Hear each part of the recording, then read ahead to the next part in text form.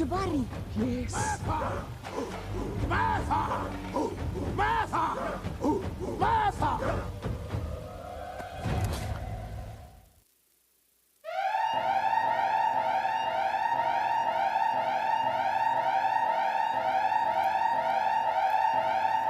Get your whiskey. We got a good one today. Please get your whiskey. It is about to go down. Pour up for me.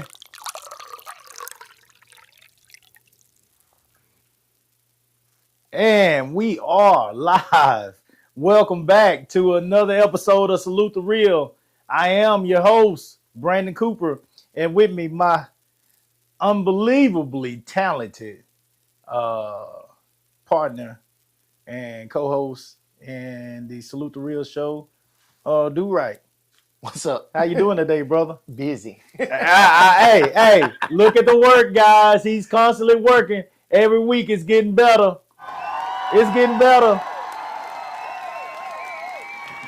And now they can see the whole room now. Yeah, you're getting the full view of the entire room right now. And the work that he has done here to make the setup so much better for Salute the Real. I can't thank him enough for the work that he's done. This is amazing. He's steady working on it, guys. It's going to get better and better. We got so much coming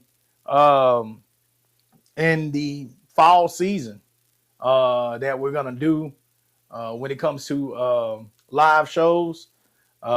Sports, for me, is huge. So football season this year, I am going to allow y'all to go on my Dallas Cowboy and Texas Longhorn journey when I'm at the house and see me either crying or cheering for days over here.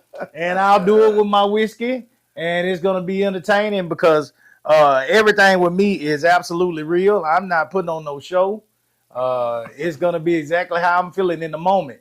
So I want to thank Do Right seriously for all the work he's done to make this better for me and to make it more exciting because of this outstanding room here. All right. So with that being said, Do Right. First of all, how are things going for you? You say busy. How you? Oh well, busy. What's been going trying to get this going. Yeah. Yeah. The football season is steadily approaching, and I know that big game for UT is coming Saturday. So I'm trying to get this done. Now here's the crazy part. Saturday, I'm actually going to be in Vegas. So I'm not going to be able to do the first game, probably the biggest game, one of the biggest games of the year. I'm not going to be able to do it here in this room because I'm going to be in Vegas. But after that, Lord bless, nothing happen, I'll be here. But Well, I tell you what, that took a load off me just that. yeah. No, I'm not going to be ready. I'm not going to be ready. My bad. I hadn't told you that yet. But I'm not going to be here Saturday. Cause I gotta go to Vegas I go down there with my kinfolk every year, man. Chris Cooper for his birthday. Shout out to him. We're gonna go down here and have a blast. If nothing happens, man, we supposed to go see T-Pain. Damn. Friday night.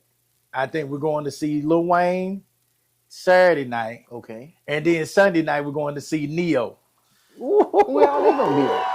Same place? Or Different spots in Vegas, yeah. Wow. Yeah, oh man, my kinfolk do it big, man. Chris do it big. Shout out to him, man. He do it big. That's our one time of the year, me and Candace, we party like rock stars, man, when we with them. Yeah, that's our one time of the year. We prepare ourselves for a whole month, to get ready for to go party with them because they do it big. They do it big. So we're looking forward to that. Anything else on your end before we get into this thing? Do Right. Tell them about the. So first of all, guys, Do Right does this work. So everything you see here, he did this. So for the right fee, ain't nothing for free now. For the right fee, he is willing to invest in doing some decorating and different things in your house if you give him a good plan and let him flow. One thing I did, and he can contest to this, one thing I did is I told him what I like and got the hell out the way and let him run in with his vision. This is all his vision. and he did an exceptional job. He if I'd have knew exactly where he was gonna go with it, I probably would have had a Dez Bryant up instead of an Emmitt Smith. But hey, all good. I got a legend on my wall on both sides. It wasn't a whole lot of jerseys I could pick from that was autographed. Okay. So, but yeah, if I knew that, it Yeah, would have been in there. most people wouldn't say that. I'm a huge Dez Bryant fan. Okay. Huge Dez Bryant fan. I mean, but Emmett represents the good days. Emmett represents the good days. But one thing any Dallas fan knows is you can't go wrong with an 88. No. You can't go wrong with 88. Drew 88. Pearson, Michael Irvin, Dez Bryant, and of course now C.D. Lamb. So get a good clap for them.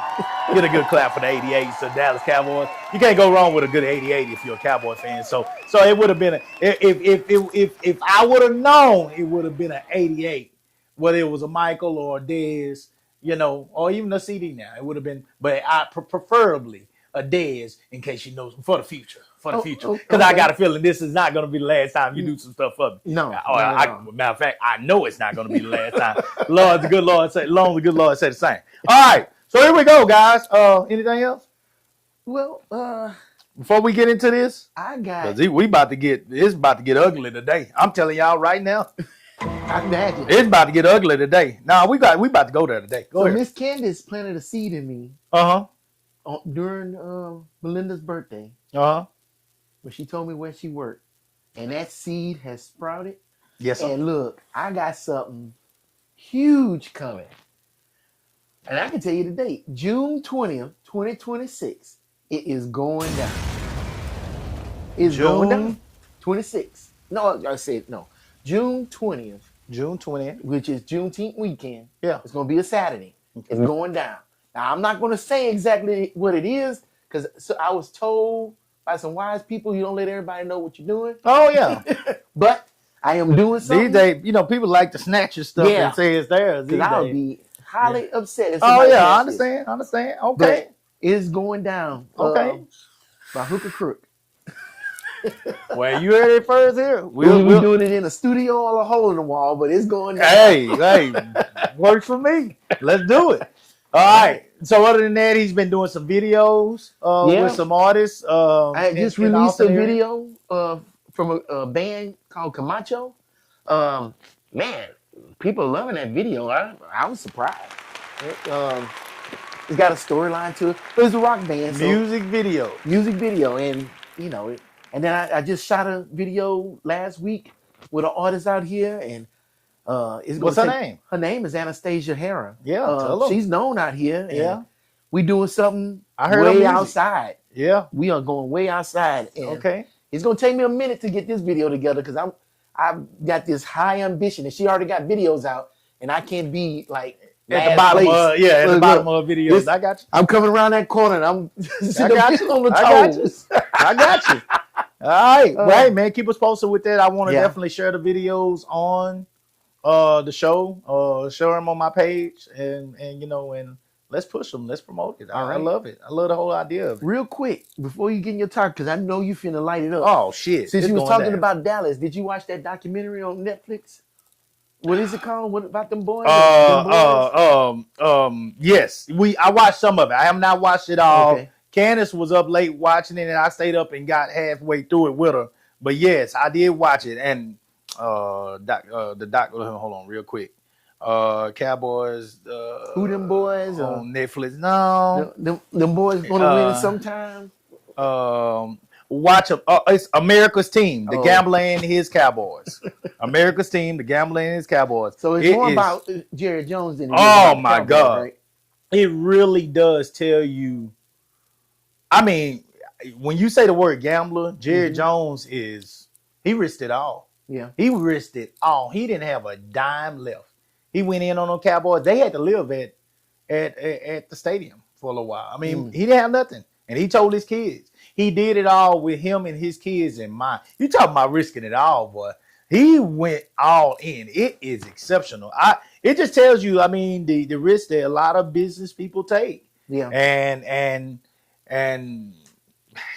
they put it on the line, but Jerry, whether you like Jerry or not, what you cannot deny about Jerry Jones, because there's a lot of things that Jerry do that us Cowboy fans can't stand, and I'm right there with him. But what I will give him credit for is this man has done so much. He's brought so much money to the league. Mm-hmm. Yeah, he changed the league, right? He changed the league completely. And so I won't tell the story, but if y'all get a chance to see it, you will really understand like how much power that man has now, because he's just pushed the league to go further and further with the brand. The brand of the league, and getting out and getting more sponsors and making it more commercial and reaching more people. Like that man ended up helping them to sign a $1.6 billion deal with Fox, the Fox network.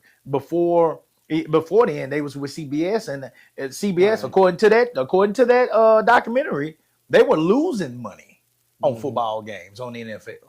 That's according to that documentary, from the part I saw. I haven't even seen it all yet, but from the part I saw, they were losing money. And Jerry helped them sign a $1.6 billion deal that catapulted them to a whole nother realm when it comes to the crowds, the audiences they were reaching.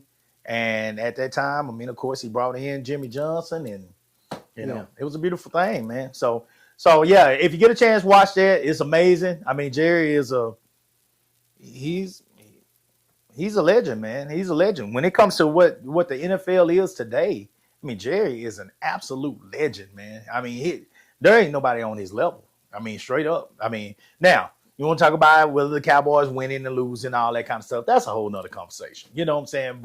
But when it comes to the business that he's done for the NFL, he's in a category all by himself, hands down.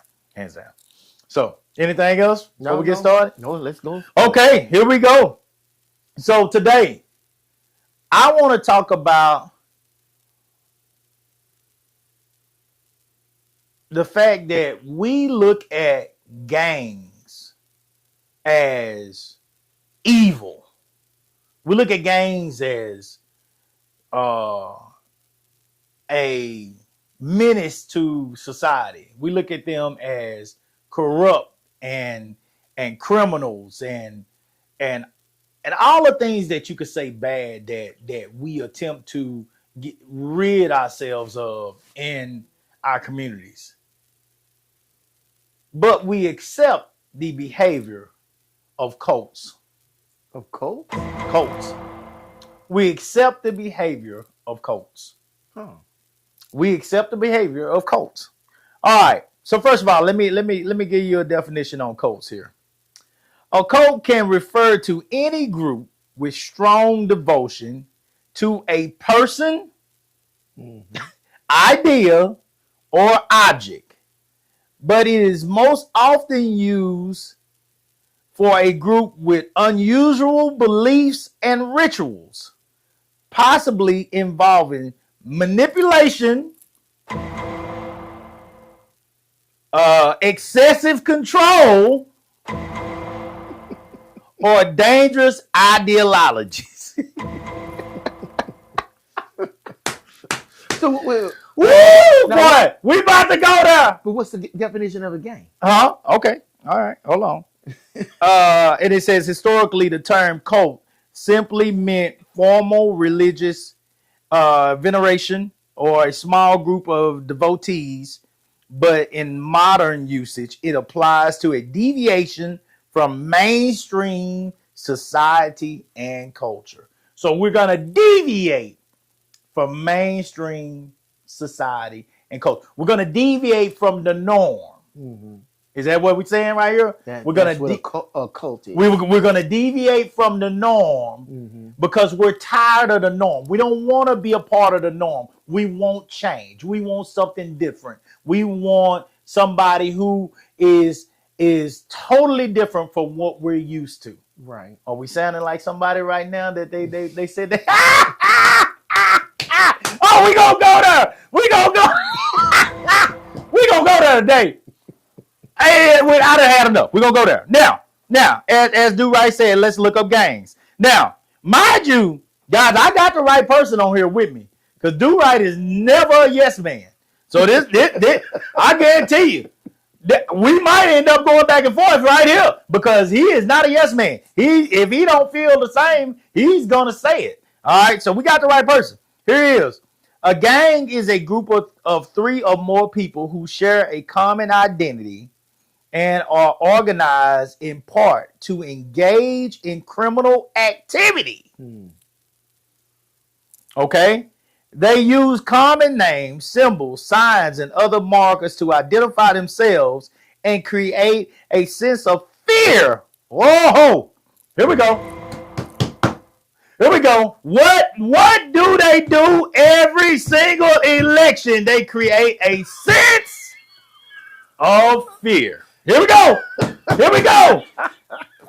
God damn, I'm knocking on my stuff. I done messed up your Not mine. your rug already, sir. Oh, that's not mine. Yeah, God dang, I'll clean it up. Never mind. I can't leave in the middle of the You show. messed up your rug. Yeah, I messed well, but it's your work. It's your work.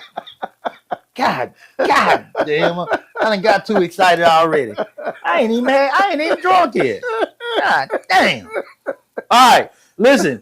Let me say, they use common names, symbols, signs, and other markers to identify themselves and create a sense of fear or intimidation to further their objectives, which can include increasing power, controlling territory, shit, or gaining money. While not all gangs are involved in crime, criminal activity is a defining characteristic for federal and law enforcement's definitions of a gang.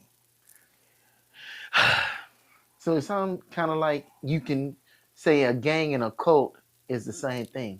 Oh, that's what I said. There's no difference. There's no difference. There is literally no difference in gangs and cults. But for a gang, crime has to be the prime factor in it to be called a gang.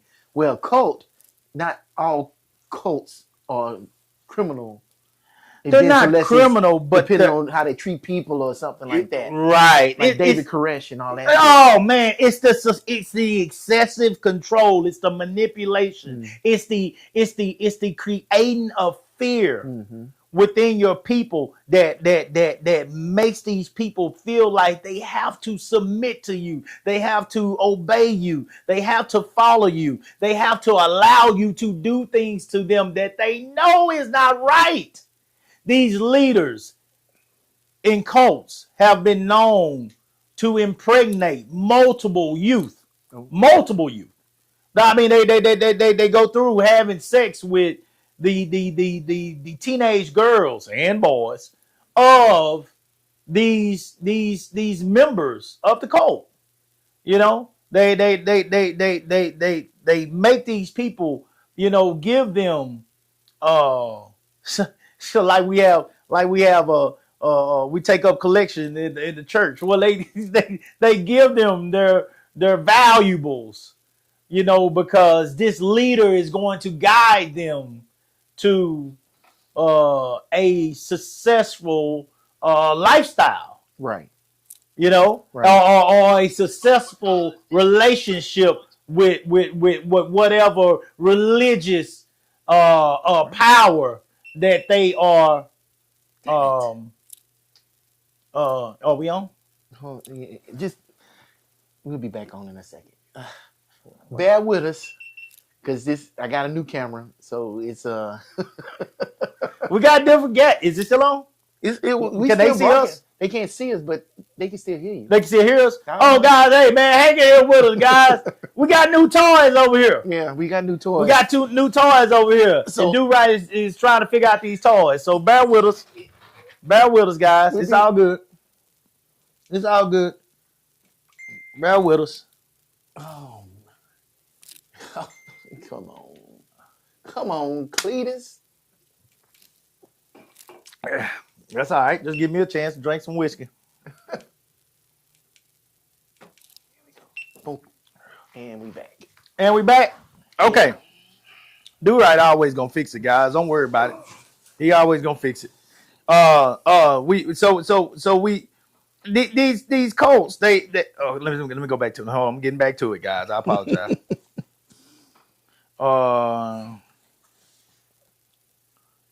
Here we go. All right. So, these Colts, when you talk about the different meanings of cult,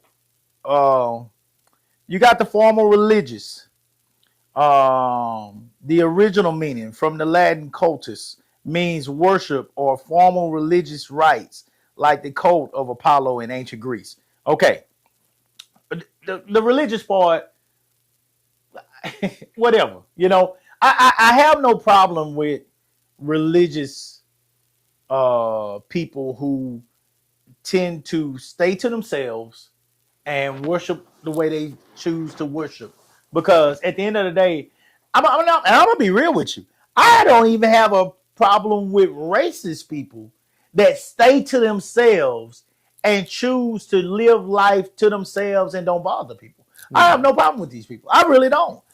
And the reason, this is what I'm saying. I feel like I'm a perfect person, you know, in my opinion, to talk about this because I seriously have no problem with you being who you are. Right. If you're gay, I got no problem with it. If you want to take dick in your ass, I got no problem with it. No problem. I'm serious. I really could care less. I know that, you know, from what we've learned religiously, that is not the way that it was intended to go. And we also know from a science aspect of it, that was not the way it was intended to go, because ideally, you know, when a male penetrates a female and, you know, there's a happy ending, then there's a chance that birth can occur. You know, so we know that is a way to create life. And so that was a way that it that's one way that it was intended to go. Now, we're not talking about creating life. We're talking about if you're talking about happiness, then if a male decides that he is going to be happier with another male than he is with a woman, with all the crying and bitching and concerns that we have about females sometimes these days, hey, do what you do. I don't give a shit. That's your asshole and cheeks. That ain't got nothing to do with mine. If that's what you want to do, fine. I do not have time, and I'm just different. Maybe I'm wrong here. I just don't have time to be worried about who another man is, if another man is letting another man mount him. I just don't got time to be worried about that. I got a lot to worry about in life. So I'm a good person to talk about a lot of stuff like this because I just don't discriminate in ways that a lot of people do simply because it is not what they believe in. I love women. There's not a better creature ever created in this world than the one that came from our rib. They're supposed to have come from our rib, right? Mm-hmm. It's not another better creature created in the world than a woman. I love women. I enjoy women. So that's what I love. But if you like a man, fine, be with a man. Same here. If you choose to worship on your own, away from other people, within a cult, good for you. Good for you. If that makes your life better, that makes your blood pressure stay low, you know, or stay normal, that is. Good for you. Go do that. Get away from all this extra. Get away from all these things that would cause you to be upset and interrupt your peace. Get away from it. That's fine. So I got no problem with the religious part. Devotion to a person, object, or idea. Here we go. When you talk about a gang has to, most gangs that, and you correct me if I'm wrong, people put the words up, because I know we're going to get some comments here. Guys, please leave your comments. We're going to get some comments here. I want to see the comments. I know some comments on there because I seen some on my thing. we're gonna get some comments on this. I want the good and the bad, guys. I do not want a bunch of yes people. If you disagree with me, tell me you absolutely disagree, and that is fine with me. Let's talk about it. Okay. All right. When you talk about the devotion to a person, object, or idea, correct me if I'm wrong here, do right. When you join a gang, from what we've heard, I've never been a part of a gang. I know that all gangs are different. I know that all gangs are different. You know what I'm saying? So, but when you join a gang, if you join a gang, don't we see them jump them in some kind of way? Don't they get jumped in? Don't they? Initiation? Yeah. They gotta go through some things to get in here. We ain't gonna just let anybody in our gang, right? Wait a minute, Coop. Hold What? on. Go ahead. So Go ahead. You didn't let me make my point, but go ahead. Yeah, but couldn't you say that about the church too? You just can't just come in. You have to be accepted, and you have to go through an initiation. That's not true. Why? That's not true in the church. The church is supposed to be come as you are. Yeah, You can walk in here and you come to you when they open the doors of the church. You come to the front. You say, "I am going to accept Jesus Christ as my Lord and Savior," and then you don't have to get baptized. What? No, not to join the church. You don't have to. Well, get no, I'm baptized. not talking about That's joining not true. the church.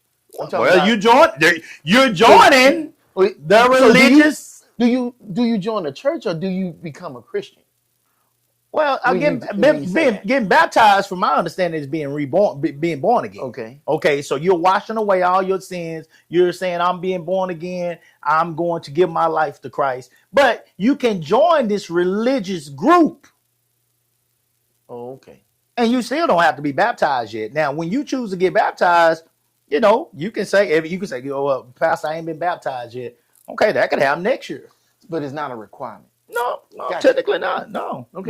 I've never heard a pastor say, "You got to get baptized to join my church."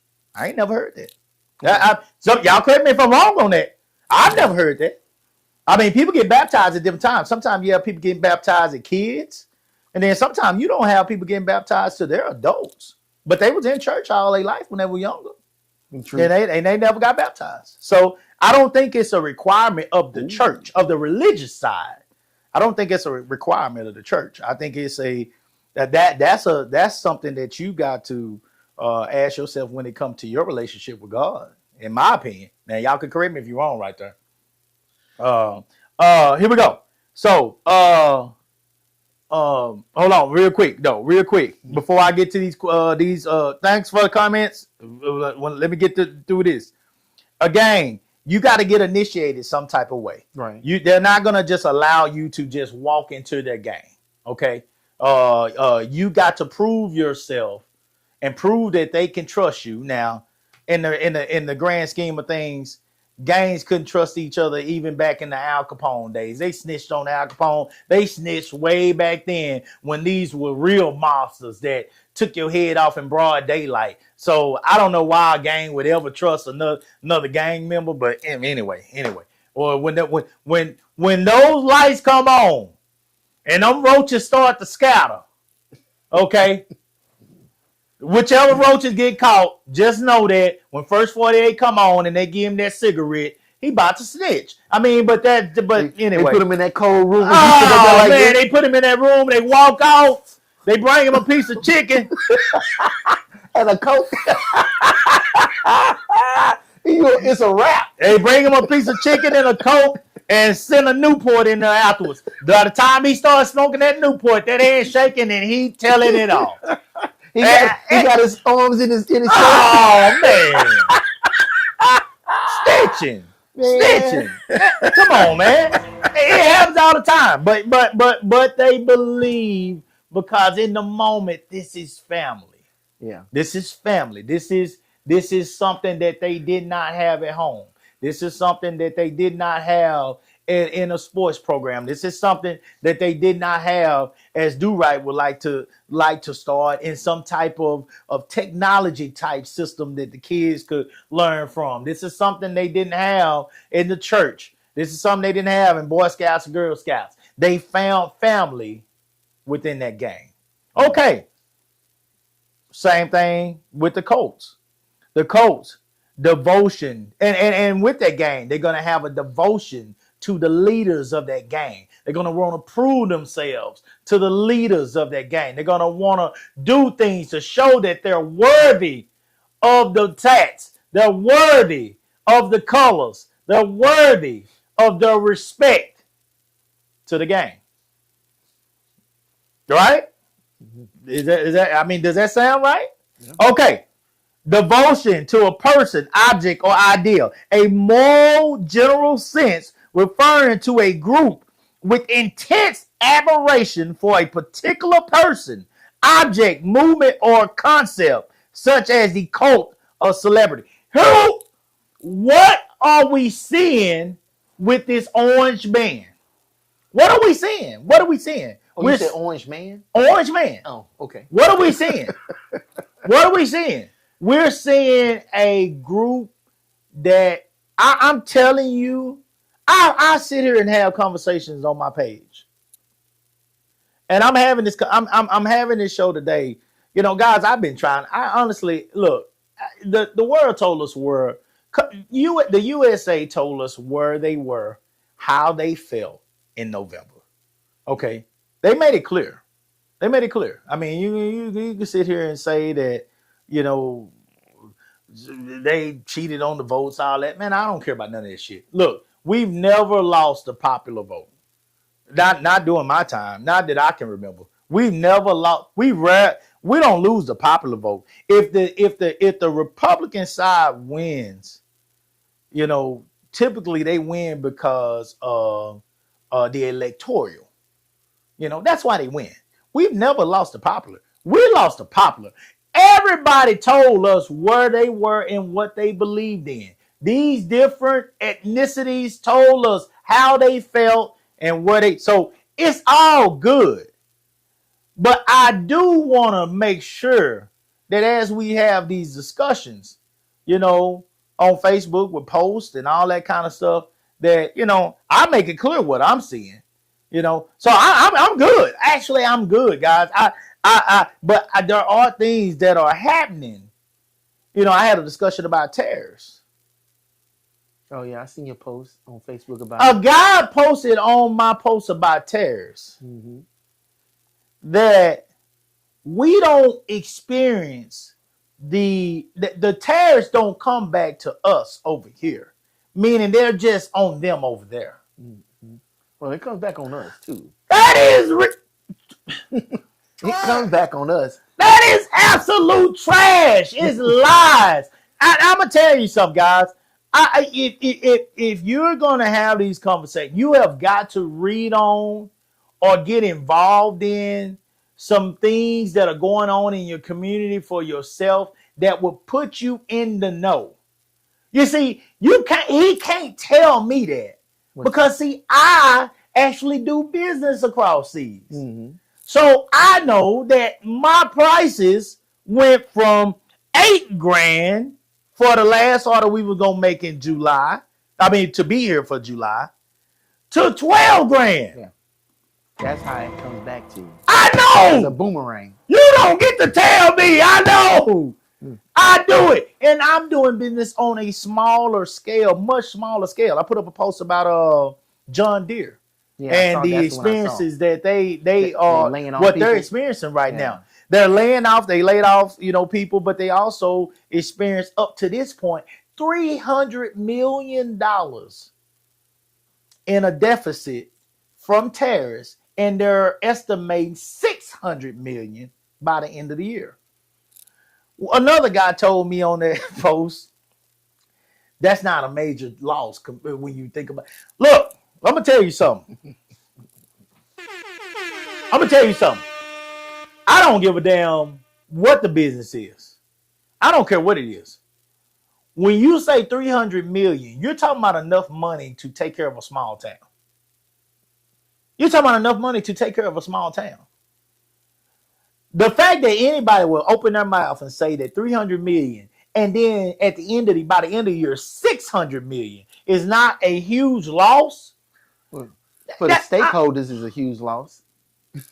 I mean, you still got to pay them. They looking for their money They want their money. and saying, "Oh, that's not a big loss." Well, they're not looking at it like that.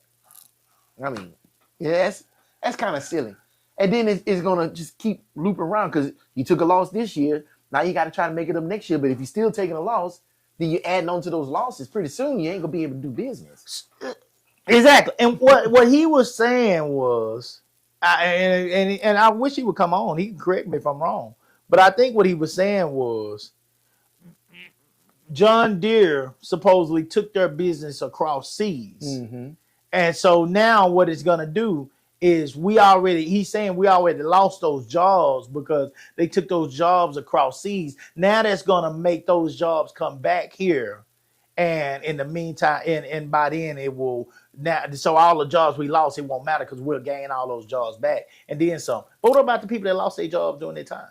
Yeah, but why don't anybody ever understand that? Let's say those jobs do come back. Okay. It ain't gonna be quick. Now they got to build the infrastructure. This is over a period of time. There ain't nothing gonna happen. It's not gonna be quick. And so now let's say the factory's up. Now we building stuff here.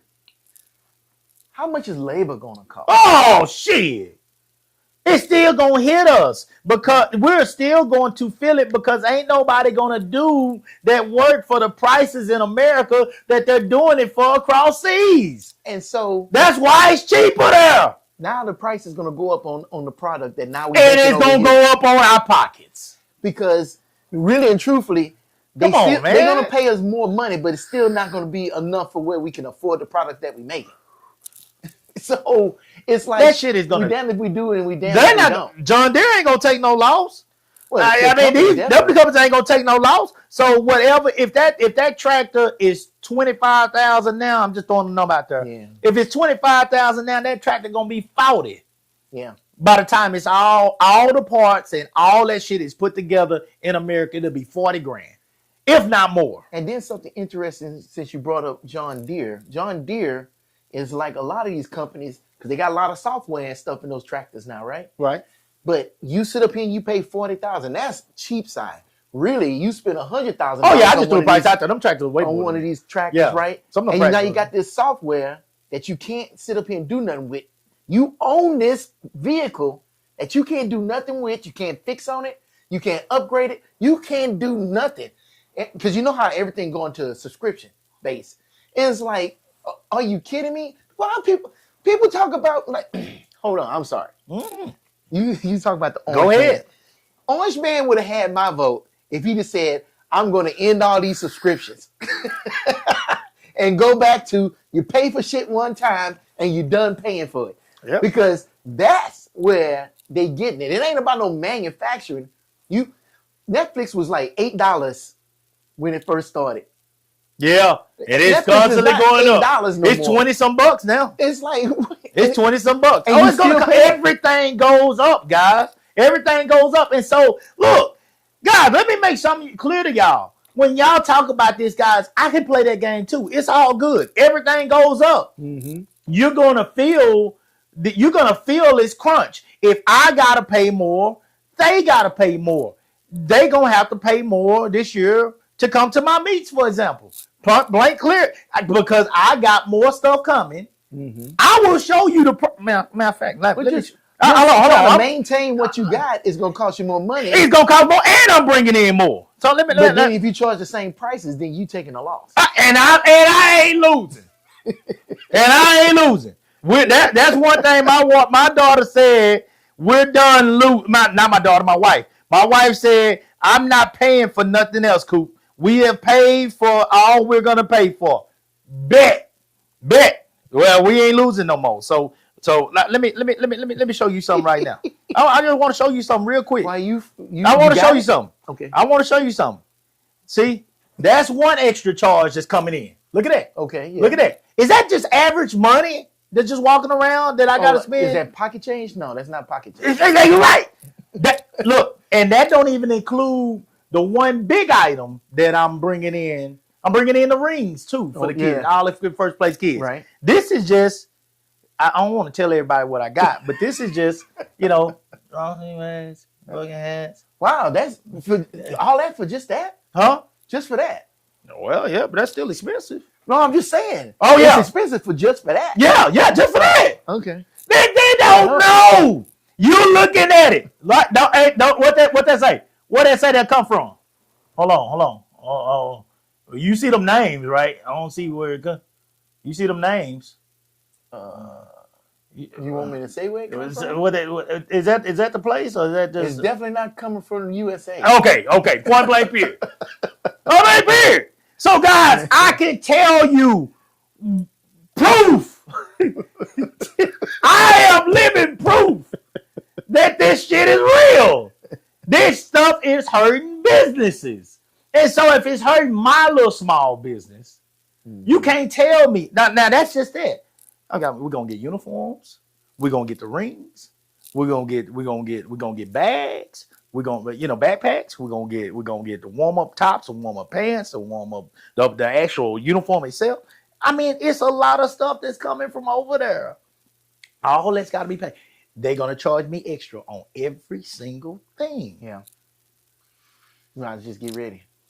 And I'm telling you, I can tell you now, guys, I'm gonna give as much. I'll say this. Just say this. I'm about to give y'all as much for Clash of Texas this next coming up year as Junior Olympics gives you at the meet. Yeah.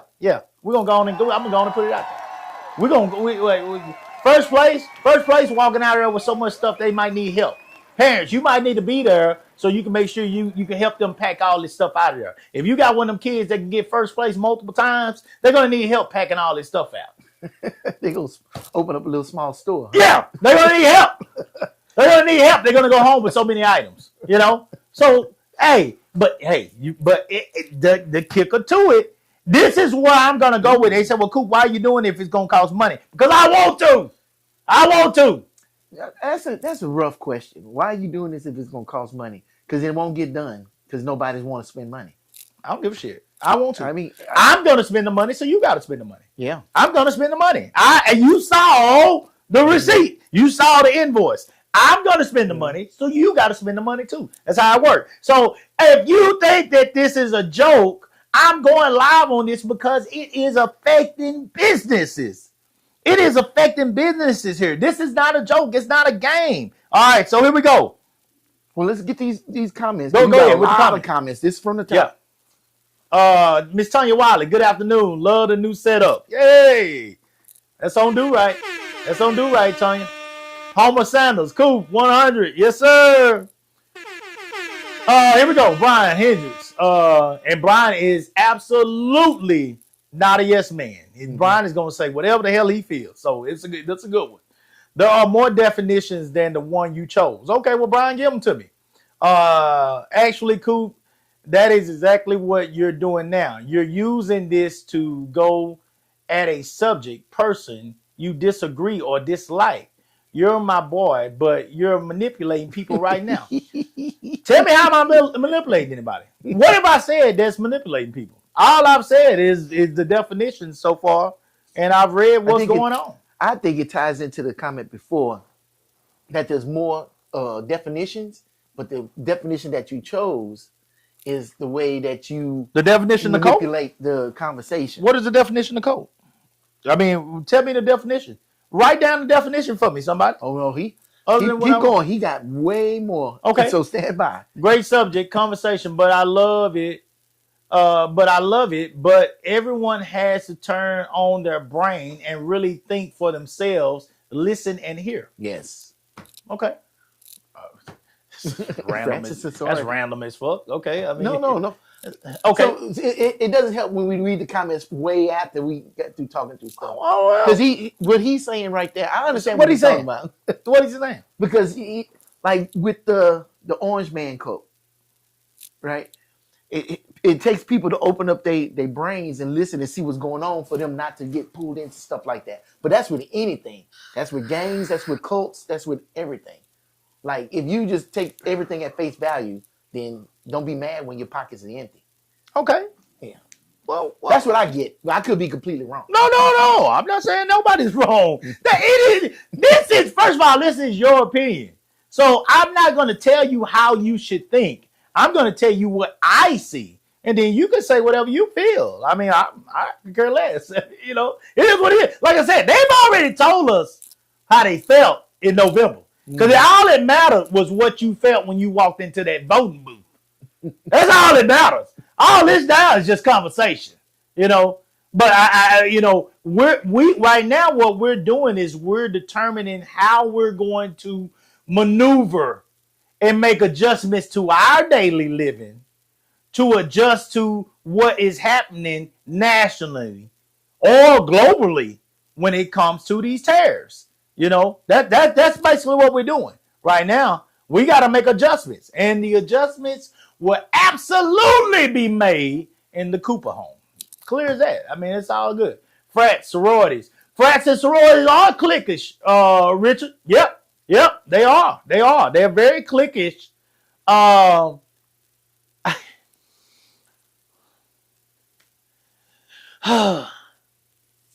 They're cliquish, and they can be, some of them can absolutely, Richard, be assholes. This is the honest to God truth. I wish my boy Derek Red was on here. This is the honest to God, Trey. This is the honest to God truth. Shout out to Trey Nelson and Derek Red, man. This is the honest to God truth. We went to my first goddamn party. Look, I swear, Stuart. I mean, dude, right? You probably think I'm crazy as fuck. I'm not crazy, dude, and I don't bother nobody. I really don't. But when people bother me, you know, I can't tell. I can't. I'm not responsible. So anyway, first party we go to in college. The very first party we go to, we're in there. It's a bunch of Qs in there. Okay. And I'm a country ass bumpkin. You know, when I say that, I mean the most I know about college is School Days and yeah, the movie School Days and It's a Different World. That's the most I know about college. Serious. I know nothing about college when I go in here. So these dudes are, you know what? You know, it reminds me of Stomp the Yard. yeah. You see the movie Stomp the Yard? Yeah. Remember when he was trying to get to that girl, the main character? He was trying to get to Megan Good. He was trying to get through there to get to her, and the fraternities were coming through, and he was going through the fraternities. Oh, as they was like as they were stepping and stuff.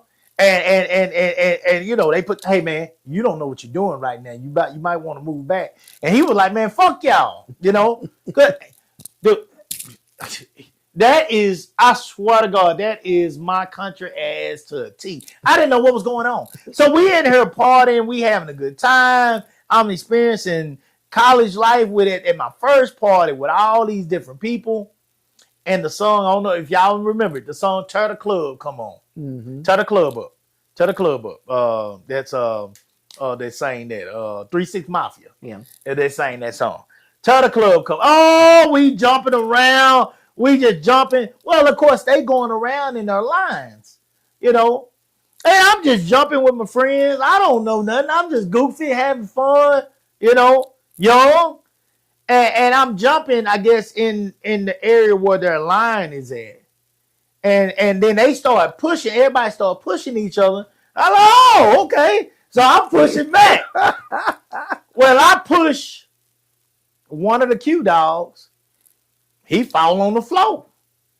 You know, well, you know, I guess I push a little harder than they. He gets mad, charge me. It go down. We fight. First party, we already fighting. And I'm so this cliquish. They knew I was a freshman. They knew they either knew I was a freshman or I was a Huntsvillian. This is at Sam Houston State. They either knew I was a freshman or a Huntsvillian. They hadn't seen me. They didn't know me. They knew I was somebody young.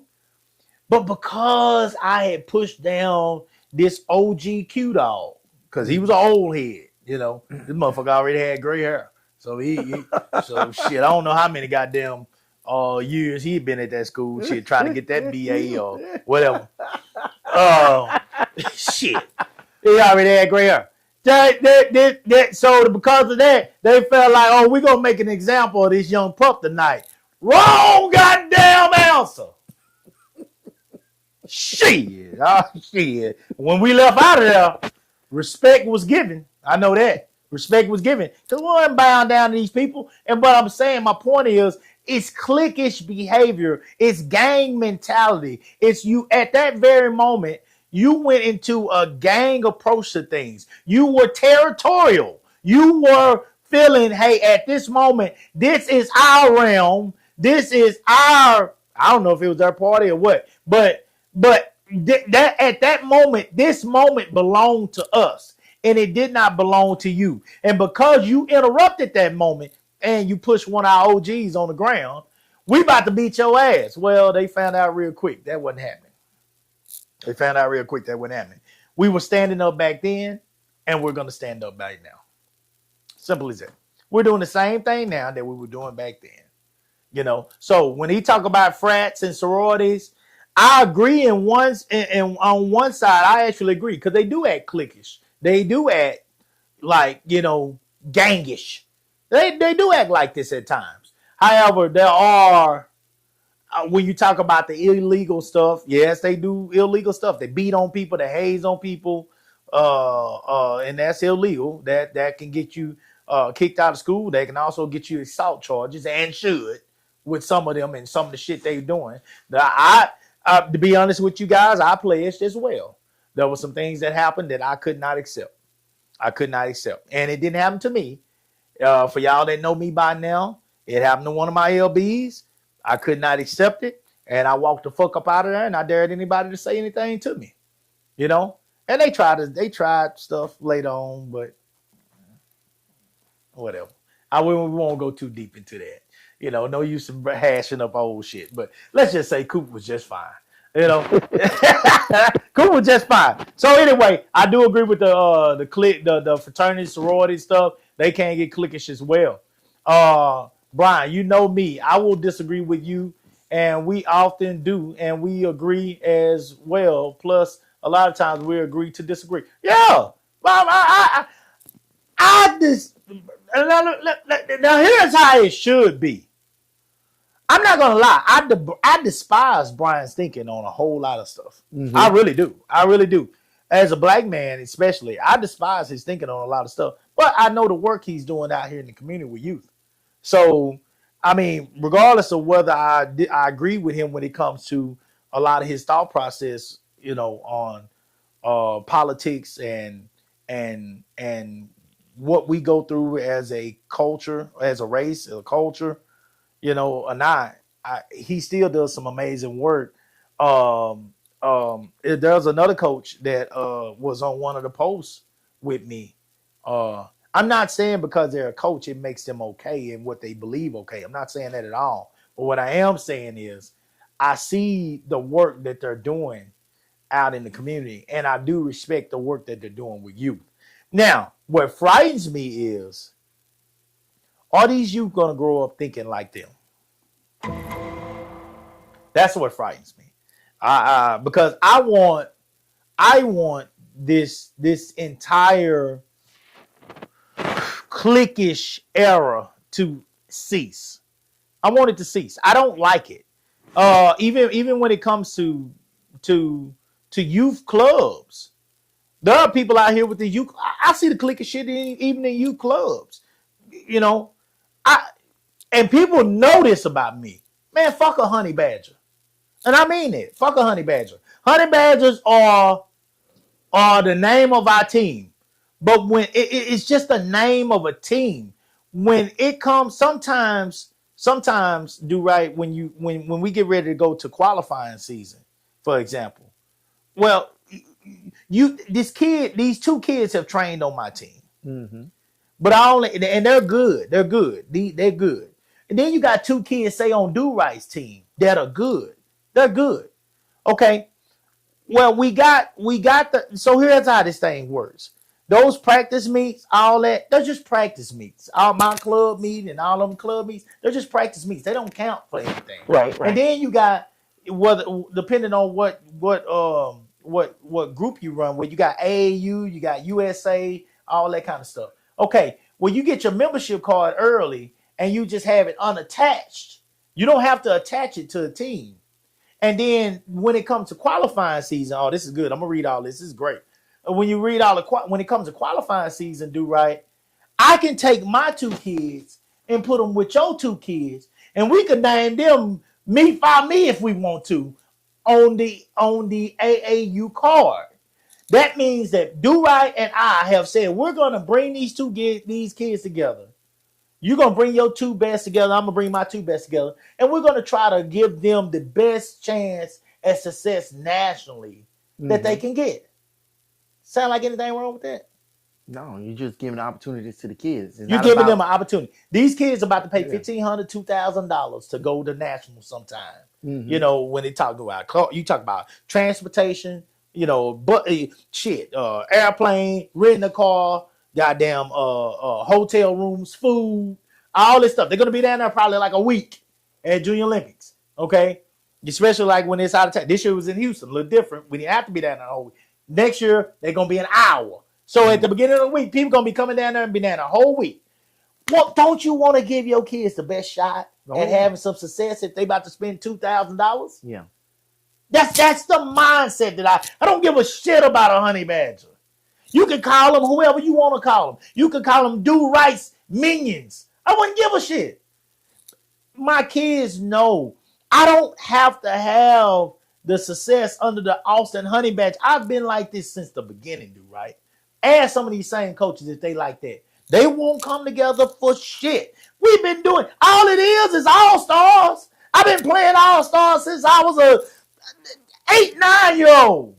All it is all-stars. Y'all play with your different teams in baseball and basketball, and then all of a sudden at the end of the little city league, they have an all-stars, and you get on the all-star team, and you come together, and you go out there with all the best from each team, and you go against other cities, Lufkin, Hudson, Tyler. We used to go against all them teams down in East Texas, Wascom. We used to go against all them teams. And then if you win that, then you go further. You know what I'm saying? It's the Little League Championships and all that kind of shit. That's what it was.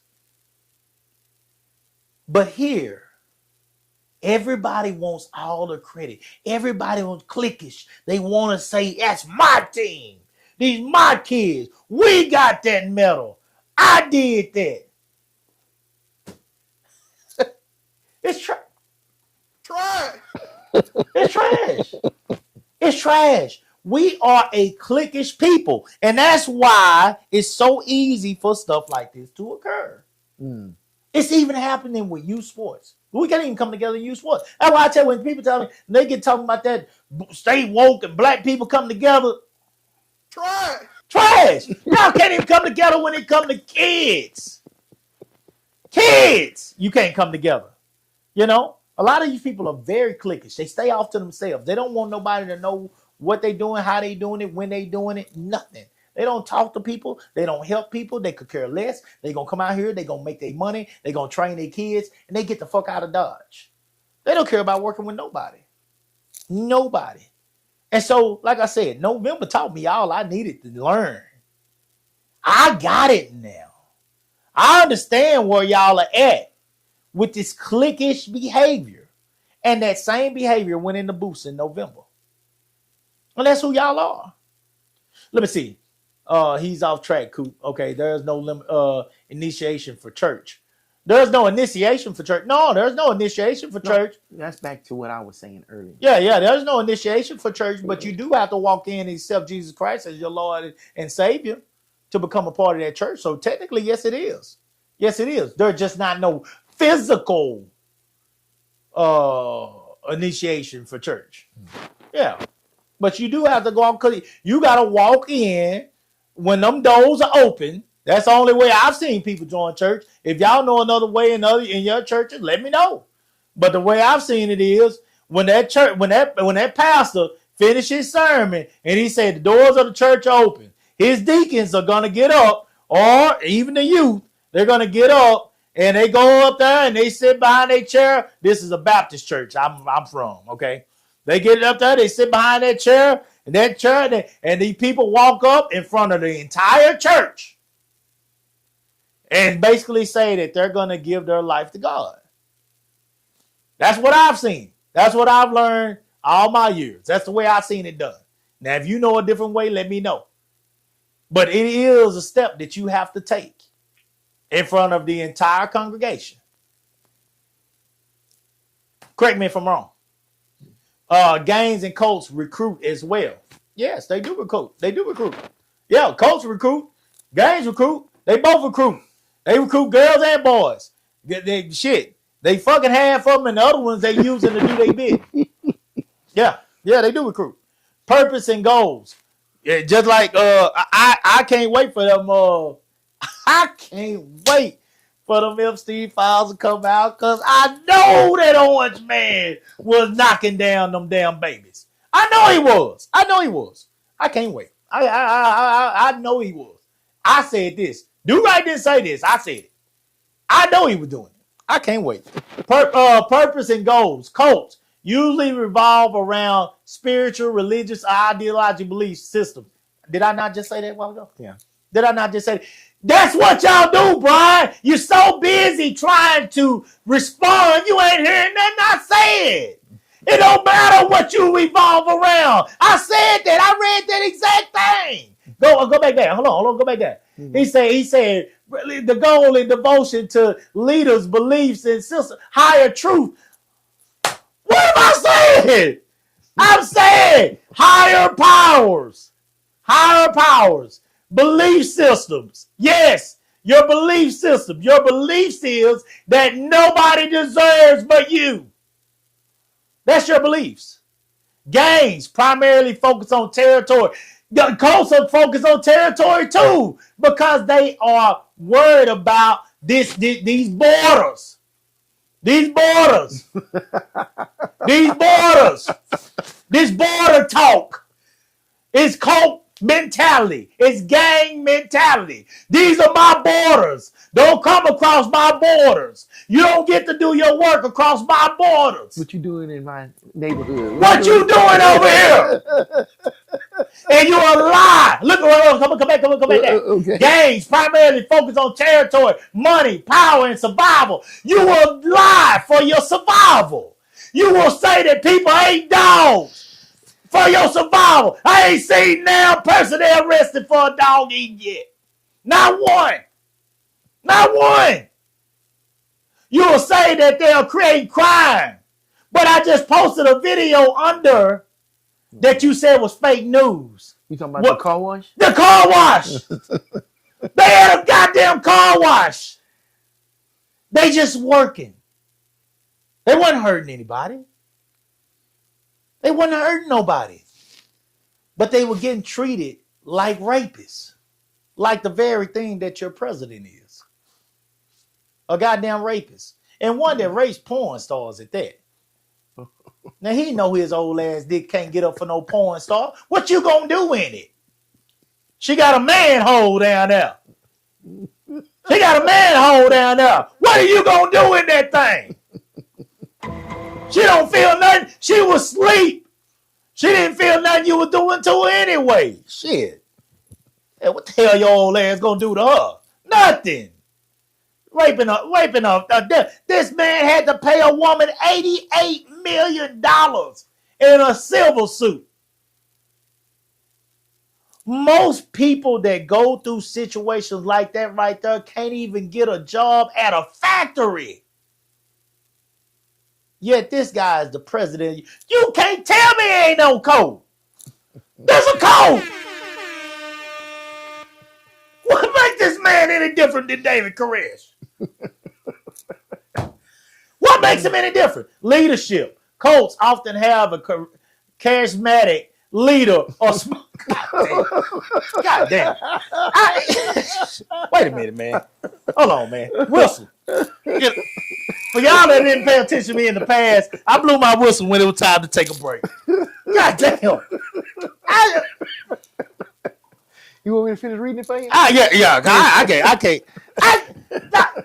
Are we making ourselves sound like shit trying to prove a point?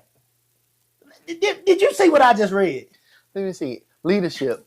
Cults often have a charismatic leader or small leadership group seen as having special authority, spiritual, divine, or intellectual. Gangs. Leadership tends to be hierarchical and based on seniority, toughness, or control of resources like drugs or weapons. Oh boy. Is he? Wait a minute. Let me get an understanding because I don't know. I don't know. All you doing is naming two different kind of game. Are y'all looking differently at this situation? He's saying the same shit I'm saying. The leadership in a negative manner. It don't matter why the negative is. It's negative. Shit. It don't matter. You are leading these people down a certain path for whatever reason. Whatever the path is that you're trying to lead them down, you're leading them down this path. It is a path. If you look at I said the post I made prior to the show, I said that I'm going to show you why both of these paths lead to destruction. Whether it's a game or it's a cult, both of them lead to destruction. Koresh and his people ended in Waco with fire. Gangs typically end in fire, just from a gun instead of fires. But it was fire. The gun being fired, they end. A knife being drawn, they end. Prison, they end. Their lives are changed. Their lives are done. Seems like both of them end because the government steps in and squashes them. And in this case, the government is in charge from the beginning. And it's proven January 6th. January 6th, the government is in charge. Any other time, any other race, that White House would have been protected and protected at a level that could not have been shown on TV. They walked in there with a gallows. Do you know what a gallows is? Yeah. It's the things we can hang people from, right? They walked in there with the goddamn gallows. The only time I ever seen gallows is in Westerns with all they racist asses. All of them racist. All of them goddamn Westerns. Racist as hell. All of them. All the time. Only time I saw gallows was in Westerns. And these people, how did this even be built? Where was this at? Why were they keeping it? They rolled a gallows down the road to the White House. Not the White House, Capitol building. The Capitol building, whatever. Whatever. They was not going to the White House. The Capitol, they went to the shit when Nancy Pelosi and all them were there. It was at the White House. It was the Capitol building. They was certifying the vote on January 6th. You remember? When they went, whichever one they rolled it to. They was going to get they wanted to hang the vice president. They wanted to hang the vice president. That's crazy. And they wanted to hang Nancy Pelosi too. Oh yeah, they wanted to get her. But they want to hang Nancy Pelosi. That's just crazy. And he look. Oh, hey, no, hold on. That was their own dude. You got the right. Here you go. You got this. This is Price Right here. It gets no better than this right here. After they wanted to hang this man, and it was understood that mob, and that was a mob of thugs. It's an understood mob of redneck thugs. Let me say something before I even finish that point. Let me say. I don't know if they were rednecks, but I hear you. Go ahead. All of them. Well, shit. Okay, so I call them rednecks. Because here's the deal. There, in every race, there are good people and there are assholes. Yes. In every single race. Mm-hmm. In the black race, the African American race, we say there are good people, good African American black people. Mm-hmm. And then we say there are niggas.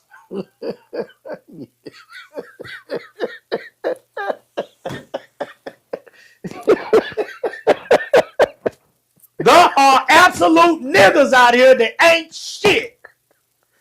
Yeah. Ain't shit. They ain't shit. They ain't never gonna be shit. I have worked with them. I grew up with them. I have lived with them. Yeah. It is people that just ain't gonna be shit. Yes. Facts. And the one guy said a while ago, he said, so what are you trying to say, all white people bad? Motherfucker, I ain't never said white people are bad. I never said that. You've never heard me say that. Some of the people that I respect the most in life are white. Who the fuck you think been helping us all this goddamn time? When me and Candace were crumbing along, scraping along, trying to keep these goddamn businesses afloat. It damn sure wasn't no black people. Shit.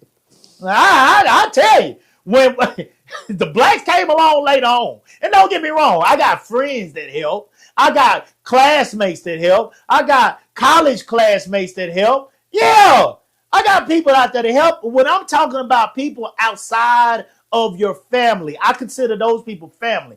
Outside of your family, and black folks didn't give a damn about what we were doing. They didn't care. Let's be real here.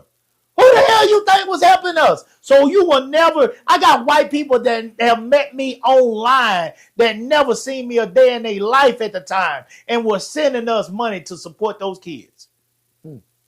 Because they respected what we were doing. Yeah. So for me to sit here and say that white people ain't shit, trash. You will never hear me say no shit like that. But just like you got good black folks, and then you got niggas, you got good white people, and you got goddamn rednecks. Chris Rock said it perfect. He's like, I ain't afraid of Al Qaeda. I'm afraid of El Cracker. Them rednecks. Man, these are the people that I'm afraid of. These are the people that the higher powers go out and get. They go out and get these rednecks to come in and do the work for them. Okay, and some of them are saying, well, Coop, you try to say they the same. You try to say the ones in the KKK hoods and the ones in the black masks for the what's their name? The ones that patrolling the border. ICE, goddamn ICE. You try to say that they the same shit? They are. Those is 60-70% of them are Hispanic. And guess what? They doing well. I don't know what Hispanics call they bullshit artists. I don't know what Hispanics call they bullshit artists. But they got them just like we got them. Trash. Every race got them. And guess who's still in charge? The higher white powers. And now they're sending these Hispanic men out here to arrest their own Hispanics. And I'm not saying that everybody should have free realm to just walk in here as they please. I'm not saying that. But there is some decorum. There should be some respect amongst this thing. You're just walking in schools. You're walking in jobs. You're walking in front of these people's houses, dragging them out of here in front of their damn families, lying on them, saying that they shooting your neighborhoods up and they're creating all this crime. Everybody's not doing that, guys. I saw some of these guys. These guys ain't fucking hurting nobody. My old ass can whoop every last one of them goddamn dudes that was on that car wash. They ain't hurting nobody. If they gotta leave, then let them leave in a respectful manner, man. Don't be dragging these goddamn people out of here.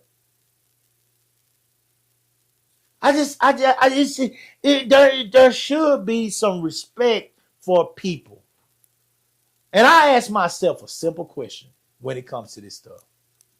When it comes to this gang mentality, when it comes to these cults and the shit that y'all believe in, and what makes you be able to sleep well at night when you know that other men are being taken away from their families.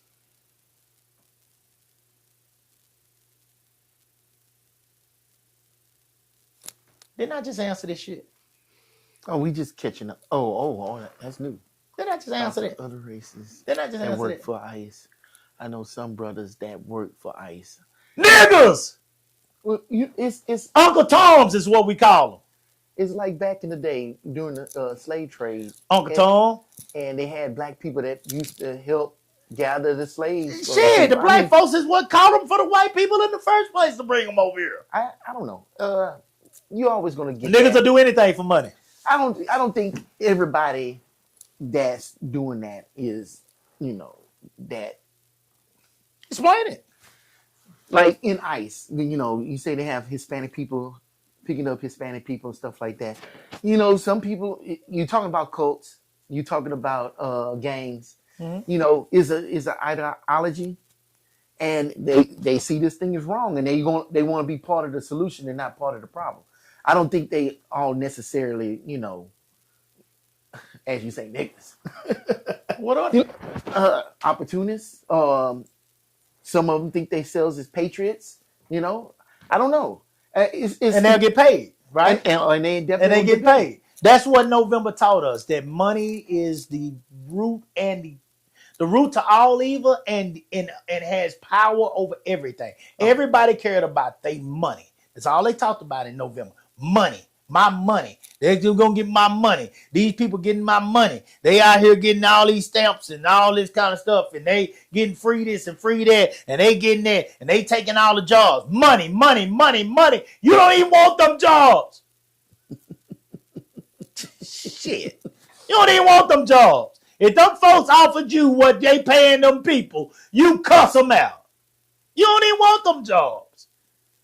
For your entire lives, your ancestors, you have made a habit of, you have found joy in hurting other people. And you've always had a clown ass nigga. You've always had a clown ass nigga that had your back. In the Westerns, you always had some Mexican, that was Hispanic man that was walking behind the goddamn wagon ready to cook y'all a goddamn rattlesnake. Every Western I saw, the Hispanic, it was some Hispanic cook back there behind. Y'all trash, man. I don't give a damn. Hey, look. Hey, man. Hey, look. Okay, let's go. Let's move on, man. It's trash to me, dog. Let go. You read some of these, man, because it's a lot. go ahead, read them. This is good. This is good. Read them. Shit, it's trash, man. We're gonna read some other ones. How about Adrian Evans? Well, thanks for joining us again. She's one of our super Yes, she is. Shout out to Adrian. super fans. Shout out to her. She was saying when you was talking about the money and how much things are going up. She said even clothes on Shein went up. Well, And Shein is supposed to be some of the cheapest clothes out there. Well, look where it's coming from. Exactly. God damn. Saying we don't goddamn feel those increases. Yes, we do. Everything has gone up like you so you buy anything. Prices was up when Biden was president. Here we go. Deflecting. Here we go. That's all they do. That's all they do. We didn't feel none of this shit, did. I didn't feel it. Brian, my business didn't feel it. So you can say what you want. They weren't talking about how all these people are losing the jobs then. I didn't see it. Maybe I missed it. They weren't saying that people were losing jobs because of tariffs. Maybe I missed that part. Maybe I missed it. I had another guy that I grew up with, and I'm cool with him. But I mean, we just disagree on how we look at this. He say Biden and Obama had tariffs too. Nobody was saying that the businesses were going under. I didn't see it. There was tariffs, but it wasn't tariffs like this. Tariffs wasn't being used to basically manipulate the market or try to bring, like, it's trying to force manufacturing back in America. It's not like working with the companies. It's like, oh, all our money is going out there, so we're going to stop our money from going out there to force everybody to spend money here. And hold on, you said the key word you said is force. Yeah. And what did we say about the codes? Most important group belief in ritual possibly involving manipulation, excessive control. Cults force people to do things against their will. Cults attempt to force people to take on their beliefs, regardless of what what it means for them in the end. I think you got that backward. I think the cults yeah. finesse people into taking on and believing what they want. The gangs force it on. Initially, they finessed them. Initially, they finessed them. You're not gonna make me believe that every single one of them people were cool with David Koresh fucking their goddamn daughters and shit. You're just not gonna make me believe that. I don't care how much you finesse me. You can't fuck my daughter in front of me, and I'll be okay with that shit. I'm gonna kill you. Well, I keep thinking You can't make me believe that David Koresh finessed them into all just being willing to die. I just don't believe every single one of them. I know that there was some in there was like, yes, praise God. We're giving our lives up for a greater life or whatever. But you cannot make me believe that every single person in there felt that way. I really don't believe it. I'm not joking. I mean, there's probably going to be people that have a change of heart. Yeah. They thought it was one thing, got in there, and it's like, well, wait a minute, this is not what I signed up for. Mhm. But I always think back to the Kool-Aid, Jim Jones. I mean, everybody drank Jim that Jones, there go another one. Everybody drank that Kool-Aid. Oh, You know my what I'm God. saying?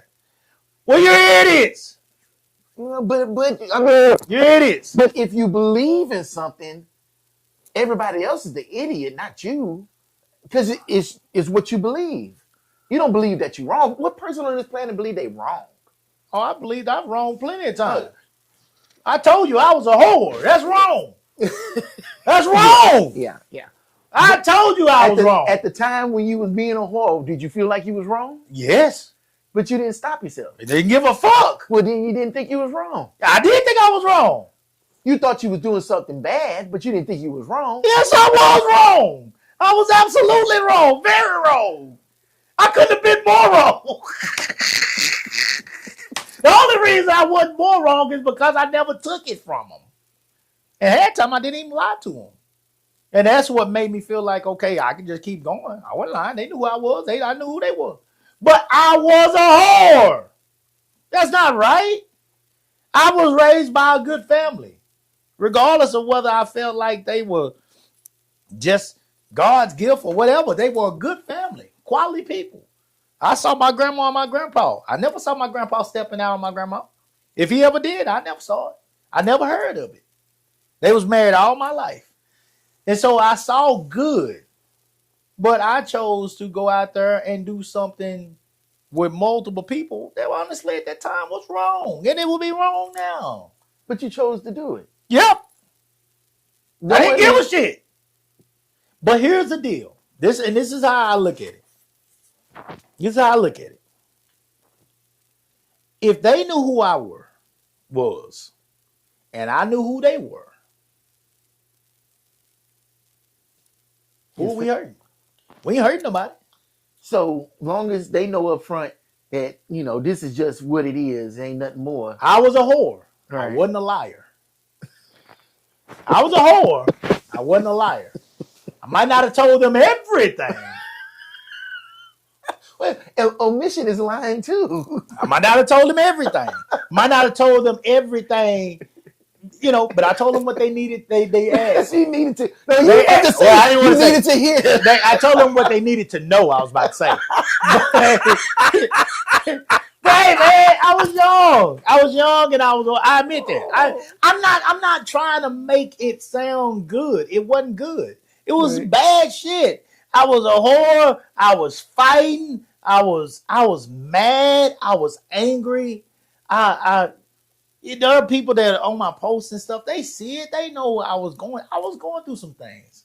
I was fucked up.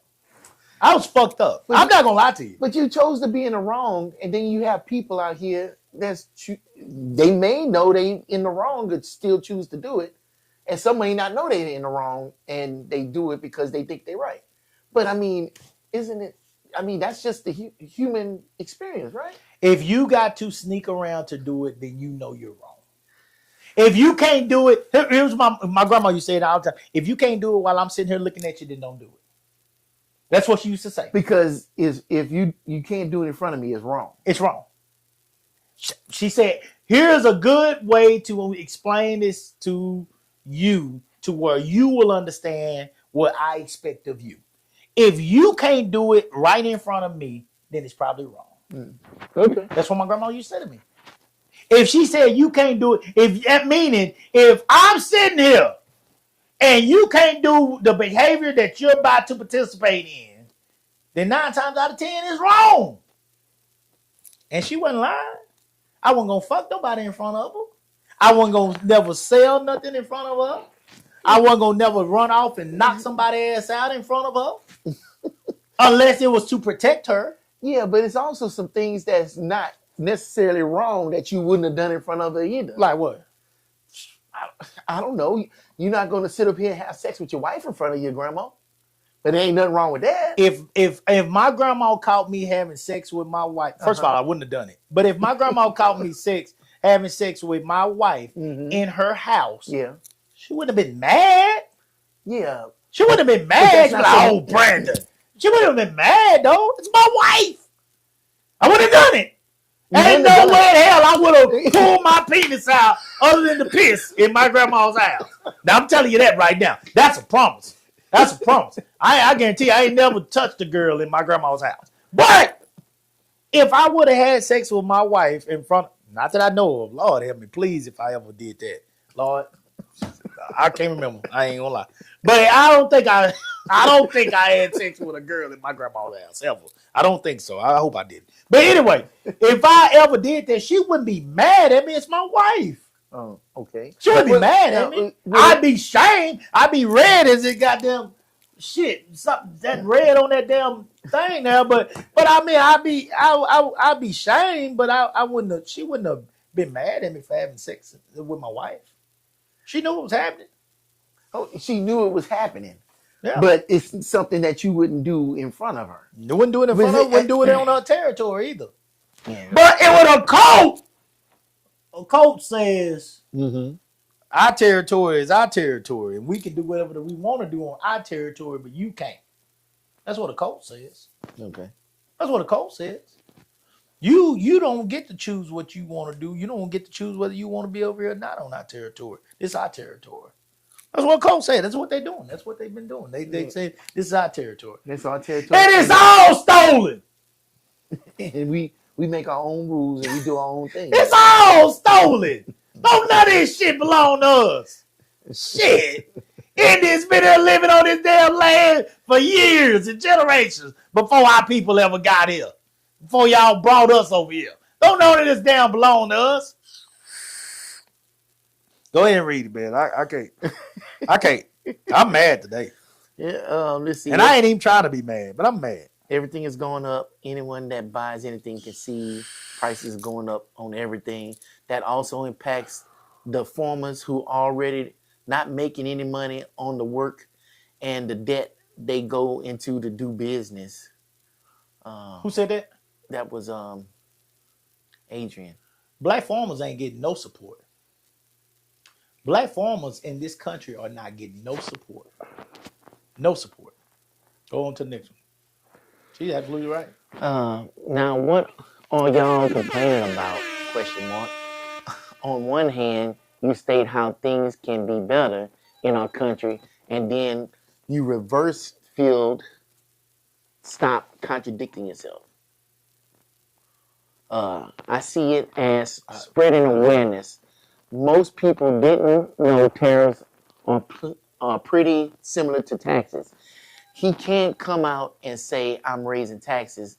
My base won't like that. So if I call them something else and distract them before they even know it, I will have pulled the rug over their eyes too late. My property tax, since he has been in office, has gone up over $400. Damn, he hasn't even been in office a year yet. I didn't stutter. My property tax, since he's been in office, if y'all want to see when it went from whatever the price it was before to the price it is now, I'll be happy to show you. I got no problem showing you. I am not a liar. But is that a reflection of him or the state or the county and where we live? I'm glad you say that because everybody gonna say, well, that's local. Well, guess who is our local local government? MAGA! Well, MAGA! is it? MAGA! MAGA! Well, I know Austin is changing a little bit, but MAGA. MAGA. Goddamn Hot Wheels, Governor Hot Wheels has control over everything. They taking all the funds away from the school. They taking every public schools, that is. They he got control over everything. MAGA. And you see certain people trying to fight it. You see, man, God bless them. God bless them. God bless them. Uh-oh, I think went off again. No, we fine. Quick fix. Quick fix, guys. We got some new gadgets over here. That dude right got us some new gadgets. We got to keep working on them, but we getting it. But MAGA is still in control. I know this state is starting to shift a tad bit, but this is still a red state. Yeah. I mean, do we at least agree on that? Yeah. I mean, this is still a red state. Oh, it's going to be even more of a red state now that we had to redistricting.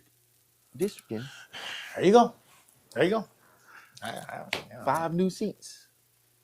Let's see. We're not saying the same thing. You are funny. Listen to yourself. I listen. I know exactly what the hell I'm saying. And we talked about the ICE, and Kevin McKnight said, "Not money, the love of money. Money is not the root of all evil." He's saying the love of money is the root of all evil. Yeah. Whatever. And thanks for all the comments. Thanks for the comments. This has definitely made it a show. It is. I know I'm not lying. I don't expect people to totally agree with me. I don't expect that at all. But hold on. Go ahead. Hold on. Listen this. Listen this. Isolation. Members are often cut off from family and friends outside the group. Yeah. When you think about yourself, and you think with such a God,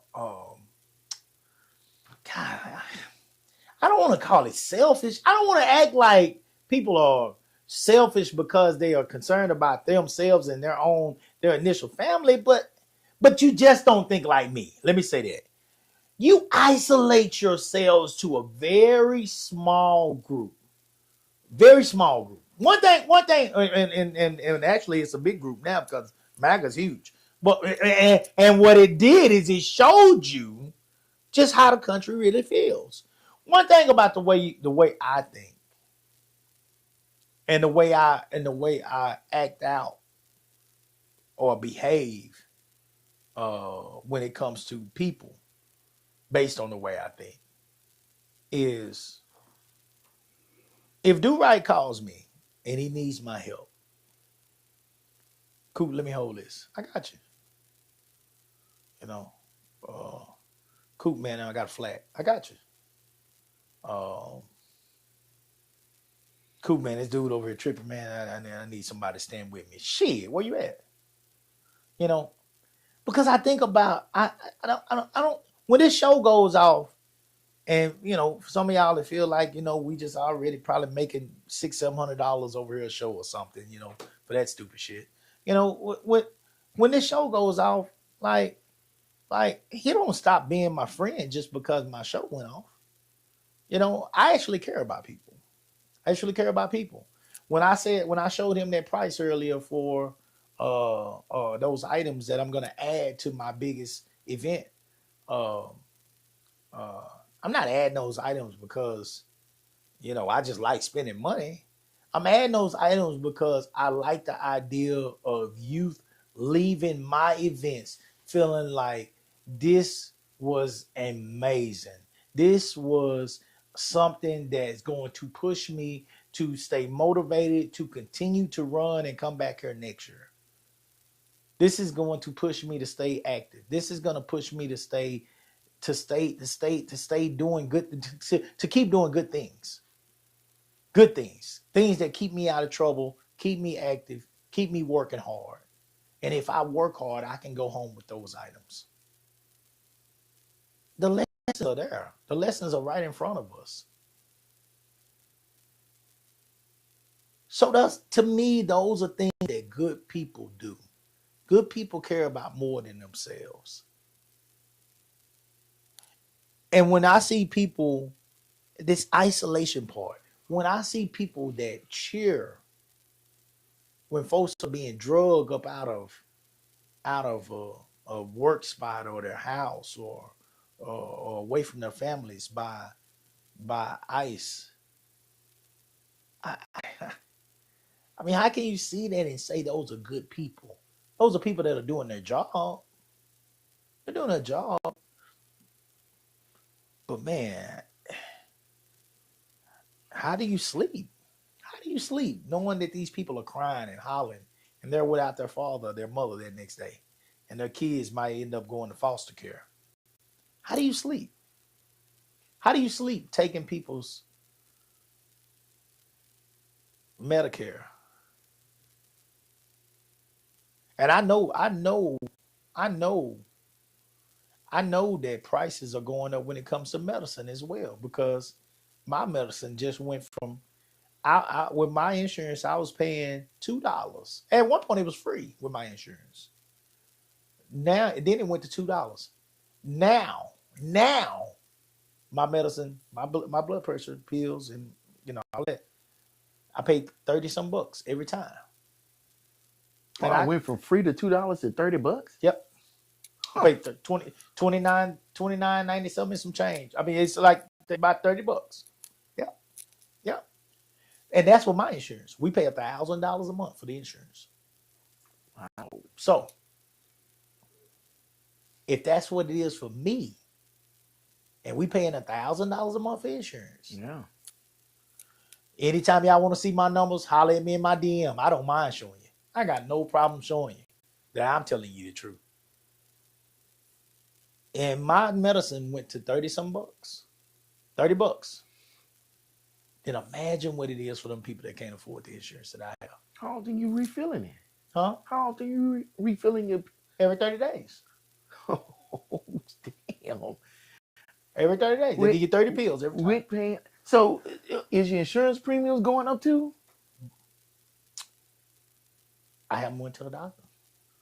Man. I'm going to be honest. I'm ashamed. That's something I am ashamed to say. I have not went back to the doctor since he's been in office. I have not went to the doctor. You're probably scared to go back to the doctor because that's how it's going to cost you. Well, I'm scared to also go back because it's that time for that prostate exam? It's that time for that ass check. So that's another reason I'm scared to go back. I'm just not ready for nobody digging my ass. I'm just not ready for that. Look at that. Look. What? As I'm speaking about it. What is that? Tell him what it says. If y'all ever want to think I'm lying, tell him what it says. It says, hey, Brandon, it's CVS pick up CHL at a location. Yeah. It's a text message from CVS to pick up his pills. That go $30. When I walk in there to pick them pills up, there go $30. I do not lie. I am not a liar. That text just came. You heard that damn text? Yeah, I did. That text just came through during the show. I am not a liar. So you can believe whatever the hell you want to believe out here. But I know one thing. I don't lie to you about what I'm experiencing. All right, here we go. Look here. I'm gonna read a couple of these other ones real quick because I know we gotta move on. All right. Authoritarian leadership. A single leader who demands absolute loyalty and is never what? And is never wrong.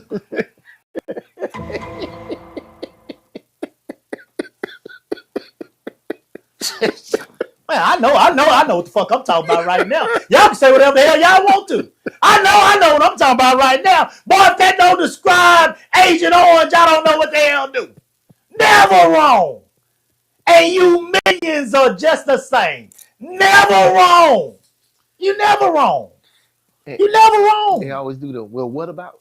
Oh, shit. They gonna go. You gonna take it back. Well, Obama did this when he was at. Well, Biden did this when he. God damn it! I'm talking about this minion, this orange, Agent Orange. He's never wrong. He's never wrong, and he tells you he's never wrong. Cockiest motherfucker you ever seen in your life. Cocky. I'll be damned if I tell you I'm never wrong. I know I ain't wrong now, but I never tell you that I'm never wrong. I have made a billion mistakes in my life. But I know one thing, the mistakes I've made in my best or in my worst mistakes, the intentions were never to hurt other people. I am not a person that walks around being proud of hurting people. Most of the time when I make mistakes, I'm defending people. And I can't stand bullies. And Agent Orange is a bully. He's a bully. And all the people that follow him, the minions, are bullies. And the rednecks, they do bully activities. Activities that are bullying. They bully people. All right? Isolation, I read that one. Control of information. Uncritical acceptance of the group's truth and avoidance of outside criticism. A cult is going to avoid the outside criticism. Just like a gang does. A gang is going to continue to keep control of your mind. They don't want the outside criticism. Everybody that talk to a gang member know, I mean, you know that they're going to say it's bad that you're in that gang. So they're controlling your mind. Valuable things, material things, money, cars, clothes. Pussy. Drugs. Whatever you like. That's what they're controlling your mind with. Well, cults do the same thing. I don't even know if cults give you all the materialistic great things the gangs do. You see BMF back in the day, shit, they was partying with giraffes in the club. You see cults, shit, little women look like they on house of on the prairie. They ain't got nothing going out there. Some of them. I ain't never seen them. Some of y'all ain't got a tooth in your mouth, but you voted for this man. You ain't seen a dentist in years. Shit. Man, look here. Hold on. Let me get through this shit, man. Emotional manipulation. Techniques like sleep deprivation, guilt, and fear are used to keep members dependent. Exploitation. Members' lives are often controlled to the detriment of their well-being and that of their families. Just like a gang leader controls you, a cult leader controls you. They control your lives. They control the lives of your people. It's all the same. It's nothing is different to me in the grand scheme of things. In the end, nothing is different. They are looking to control you. And this is what this government is doing. It's controlling you. Now, I'm not saying that one is better than the other. Do I normally vote Democrat? Yes. If a Democrat came along and acted like Agent Orange, he would never or she would never get my vote. I am not a cult member because I like good people. Good people. I don't give a fuck what side they're on. Good people. Good people are those who cherish others. Good people are those who wake up and think about somebody other than themselves throughout the day. Good people are those who are going to reach out and do something good for somebody else because there are enough bad people in the world today doing bad things. Good people are somebody that actually give a damn. Good people are somebody that don't just want to swim in all their money by themselves. They actually enjoy seeing other people smile. They actually enjoy seeing other people be happy, even if they aren't happy. Because you know they say misery love company. When you enjoy seeing other people sad, you might not be a bad person, but you fucked up. You fucked up. Something wrong with you. If you enjoy seeing other people being sad, then you're fucked up. If you enjoy seeing other people get drugged away from their families, you are fucked up. If nobody else is telling you, hear me when I tell you, you're fucked up. You are a fucked up person if you enjoy seeing fathers and mothers and kids being taken away from each other. And you're no different from the slavery days, because that's exactly what they did then. They took dads, they took children, they took women away from their families. They sold them, they raped them, they hung them, and they left those families to figure it out on their own.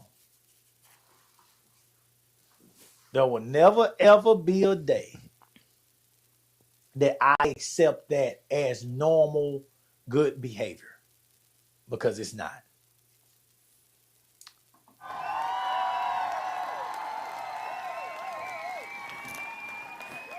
I'm done. Your final thoughts, do right? I'm done. Well, earlier I was going to chime in when you was talking about the Coke. Go ahead. You got the flow. You got the rest of the time. I was at work. A guy came up to me. He said, "Hey, what you think about this Cracker Barrel thing?" And I said, "Oh, you talking about how they took the old man off the sign and changing up their whole look?" He said, "Yeah. Isn't it disrespectful?" I was like, well, how is it disrespectful for a business to run itself? Like, they can do whatever they want to do. I said, I don't have a problem with it because I don't go to Cracker Barrel. I don't care what they do. I've been there maybe twice in my life. I ain't going to run over there, but it doesn't bother me at all. And I don't care if IHOP changes their name to IBOP because I don't go there either. And so he's like, "Oh, well, they going woke." And I said, "Well, what's the definition of woke?"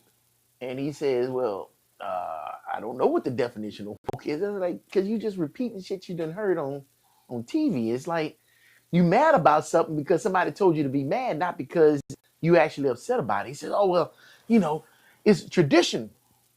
And I'm like, okay, so if they kept the cooking the same and it tastes exactly the same, but they changed the aesthetic, would you still go? He said, "Oh, no, I wouldn't go because, they got rid of the tradition." I said, okay, so if they kept the tradition, but the food changed and it don't taste as good no more, or taste like you like it, would you go? He said, "Oh, no, I wouldn't go because they changed the food." I'm like, so you don't really support them anyway. Right. He said, "Well, they didn't ask us if we wanted this change." I'm like, maybe it's not y'all that they change it for. Maybe they trying to get a new demographic. Maybe they trying to get up on some of this Waffle House money that Waffle House is losing because they don't open. They open 24 hours, but you can't go in there and sit 24 hours. Right. I don't know what they doing, but for them, internally, they say they need to change their route. Now, he said, "Oh, well, no, they going woke and it's DEI. I'm like, well, maybe it is, but it's their choice to make. Right. They talking about they putting lawsuits against them. I'm like, how you going to sue a company because they're not doing what you like? It's like you got a whole wallet. Use your wallet and tell them that you don't like the change. I guarantee you they'll get the message. I don't understand what you're mad about because that is first world problems. Absolute first world problem. Like, what are we mad about? Absolute first world problem. Like, well, I used to like driving down the road on a trip and stopping at Cracker Barrel. Okay. Then maybe you have to start going to McDonald's or some shit. I don't know. Cracker Barrel's trash. No shit. They tired of getting sued for racial discrimination. That's the other thing. I think that's what all of this shit is stemming from. Yeah, of course it is. Yeah. So It's bad for business. That cracker sitting on that damn barrel. yeah, And his son said something about it in a tweet, and I'm like, so the Why crazy part y'all- why is somebody pointed out to me that the circle going around from the K is a whip. wow. That's what they said. I don't know. I don't know. Maybe that's the reason why they changing that, because that rumor going around, they don't want to be associated with that. Now they got to change the logo or something. I tell you I what, don't know. It makes sense. I didn't know if it was or not, but I tell you what, they took it off. They go look that K going around that circle. They took that off. They took it out. So I don't know. So I'm curious. I'm just gonna pose this question. Let's say Cracker Barrel does change his way and gets rid of all of that imagery, all his country time shit and stuff. Would you start going to Cracker Barrel more? I'd be willing. Okay. I'd be willing. Now then, I got to get in there and determine whether the food is good or not. You never been to Cracker Barrel? I can't remember. If I have. I mean, I think I went to Cracker Barrel about 2 years ago. It wasn't bad. It's not somewhere I'm gonna go run to. I ain't never heard no black person bragging on Cracker Barrel. I'm not. You ain't gonna catch me bragging on it. I haven't. I'm just telling the truth. That's honest God truth. I've never heard a black person bragging on Cracker Barrel. So I don't know. But I have never. Based on what I've heard, I don't want to be where people don't want me. I don't want to be where people don't want me. Mark said, you ain't going. and if Mark said, hold on, let me say something.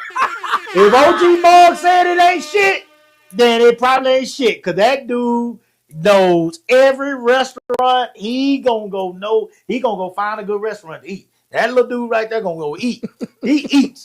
So if he say it's trash, it's probably trash. But see, that's what I'm saying. When you go in there, that's what you feel like. Yeah. So would we support them if they make this change? Quit saying Cooper Waffle House, man. Goddamn right, I'll go to Waffle House. Goddamn right, I'll go to that Waffle House. When I said it, you had a look on your face. Yeah, shit. I'll go in that Waffle House in a minute. Shit. Sure will. Mad that they stopped letting you come in at nighttime. Yeah. You got to get it at the window now because motherfucker couldn't stop fighting in there.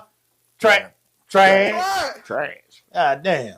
So go ahead. With this conversation, we hit on different things. He would say something, and I would give him a confused look. And so he made the statement. He said, "Oh, you just like the debate." I said, "No, I don't like the debate." I said, "I like to understand." Understanding. Because I want to see where you coming from. Right. I want to understand why you think like that. What got you thinking like that? You know? Well, he must obviously like debate too, because he came to you with it. No, because see, I ain't crazy. As soon as he said that, I pulled up the definition of debate. What is a debate? And I asked him what his definition was, and he says two people with opinions. And I'm like, nah, that's when we fucking. Because debating is not about opinions. Okay. It's just like in the court of law. You ain't gonna get off on something because of an opinion. Right. You're gonna get off because facts. You brought in some kind of proof. Yes. Just you saying some shit, I'm not finna change my mind. And I know you ain't gonna change your mind with me just saying some shit. Right. I need to back up what I'm saying with at least some kind of facts. Right. Some data or something. It's too hard to back it up now because people come out with anything now. They just lie. Well, he lie all the time. People do lie. They'll look you right in your face and lie. We got camera of goddamn people getting beat. And they'll say, no, it wasn't wrong. Nigga, I'm watching you with your knee on this man's neck. I watched y'all running that girl house and shoot her. I watched it. We see it. And imagine how many died before them cameras. Imagine how many died before those cameras. And you want to tell me about the ICE is good because it's legal. Nigga, cops been legal forever. Yeah. And how many goddamn people have they killed? How many have they killed and we did not know until these cameras came out? For real. How many did they kill? For real. Shit. Legal hoods. They've been doing this shit. But in your mind, because it's legal, you get to continue to do what your ancestors did. You found a legal way to do the same thing that your ancestors were doing to our ancestors in the past. In your minds, you would love to be able to bend over some of these goddamn black women and do what your goddamn ancestors did to them. You would love to be able to do it legally. You remember that movie Antebellum? Yeah. You remember that? Yeah. Yeah. Yeah. Yeah. You would love to be able to slap them around and do whatever the fuck you want to. Some of you nasty, sick motherfuckers would love to be able to do the same thing to the men. Because that's what they did back in the days. That's what they did to dominate that powerful black man. That big, strong, cock diesel motherfucker walking around there lifting that whole plantation on his back with that 12 inches of yard boy hanging down to his knees. You put that narrow ass penis in his damn ass to belittle him in front of his wife. Oh yeah, we gonna go deep. We gonna go deep. That's why I say, fuck y'all, man. I don't worry about that shit. It's all good. I know what the ancestors did. I know that when you talk about MAGA and you talk about bringing back the great days, make America great again. When the fuck was it great for us? You know what? In that conversation, I brought that up, and he said, "Oh, that's suggestive." I'm like, "Wait a minute. That's what? Suggestive." I'm like, "How is that suggestive?" You are saying in the statement that there was a period of time in America when it was great. When? And I said, "Well, when was it? When was it? Because is it just great for a certain group, a certain class, a certain people? Who are we talking about?" I said, maybe if we don't put out these a bigot, damn, I'm gonna say the word wrong, ambiguous statements, then it wouldn't be so much confusion. Say what you mean what you say. Yeah. I think that's the simple thing to do. That's exactly what you gotta be. That's exactly what you gotta do. But make America great again. Some people gonna That think one shit period, is- another one gonna think another period. That shit you is know? wide as all outdoors. Yeah. And all I can see is what my people have been through. Yeah. My people have busted their asses, man. And the reality is they busted their asses and they don't own shit.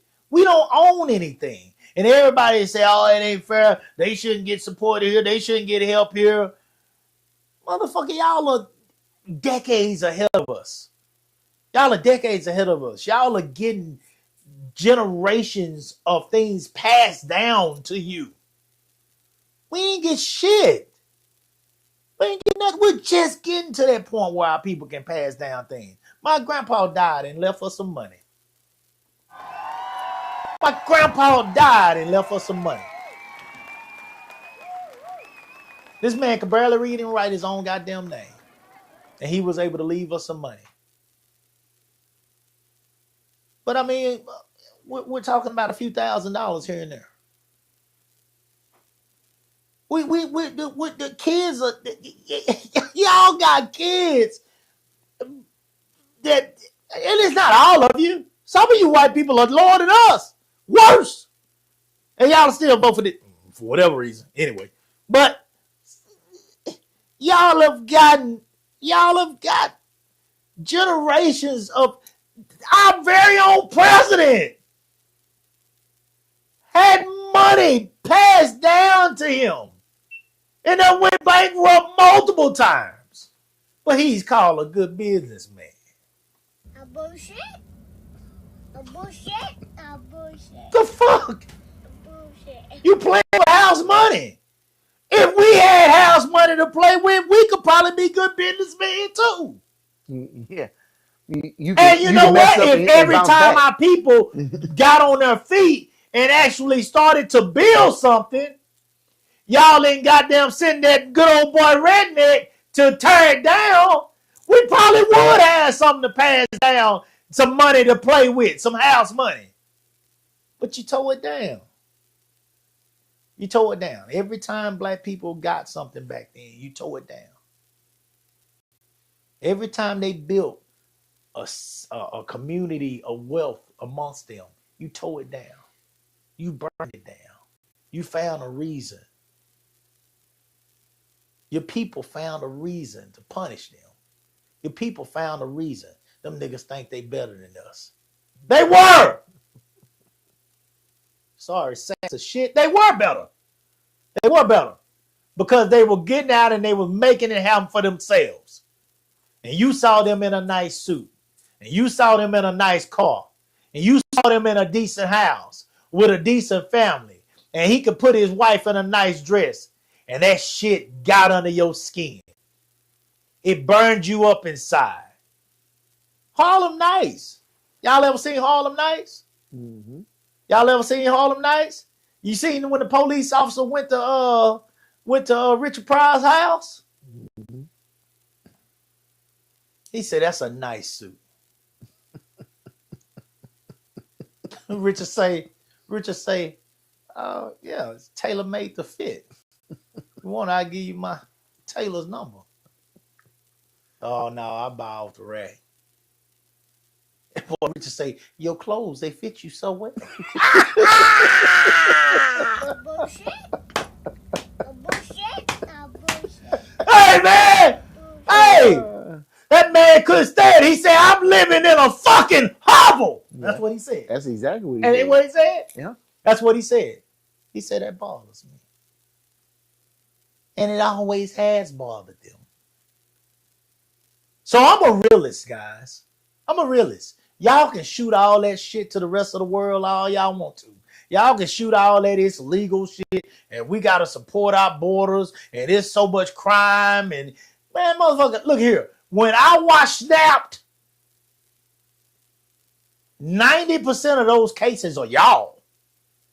Y'all.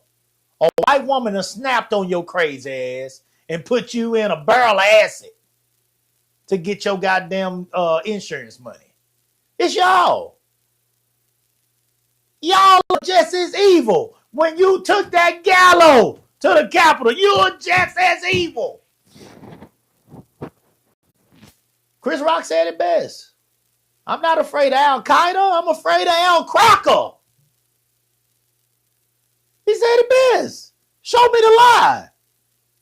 Show me the lie. It used to be terrorists. Now it's immigrants. You create fear amongst people. Every single time it's time to vote.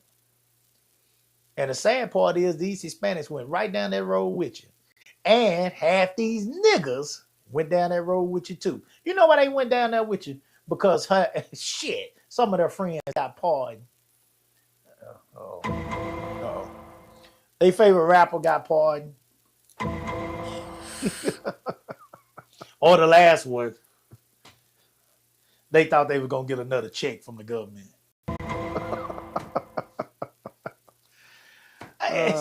You sold out. You sold your soul for what them checks called? What them checks called? They were sitting down. Oh, not the PPP checks. No, not the other one. PPP. All y'all that got the PPP loan, y'all running like goddamn law. Y'all running like y'all ghosts now. Y'all ghosts. All y'all that got the PPP loan. Stimulus checks. Yeah. Stimulus checks. Stimulus check. That's what y'all are hearing now. Alarms. Alarms coming at y'all ass. Man, goddamn, you better pull up. You better pull up. You better pull up. Them goddamn boys, yeah. Them stimulus checks. That's what y'all got them stimulus checks. Y'all got 2 or 3 stimulus checks. And that changed your mind on everything. They threw you a bone.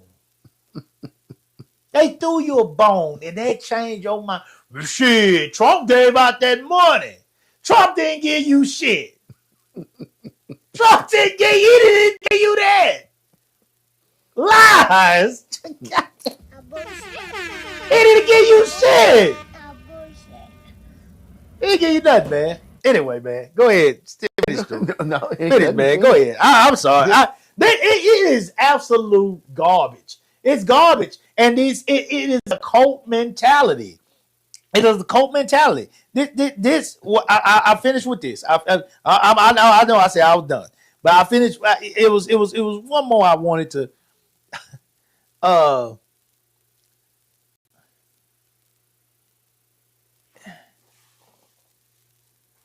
Here we go. unreasonable fear of the outside world.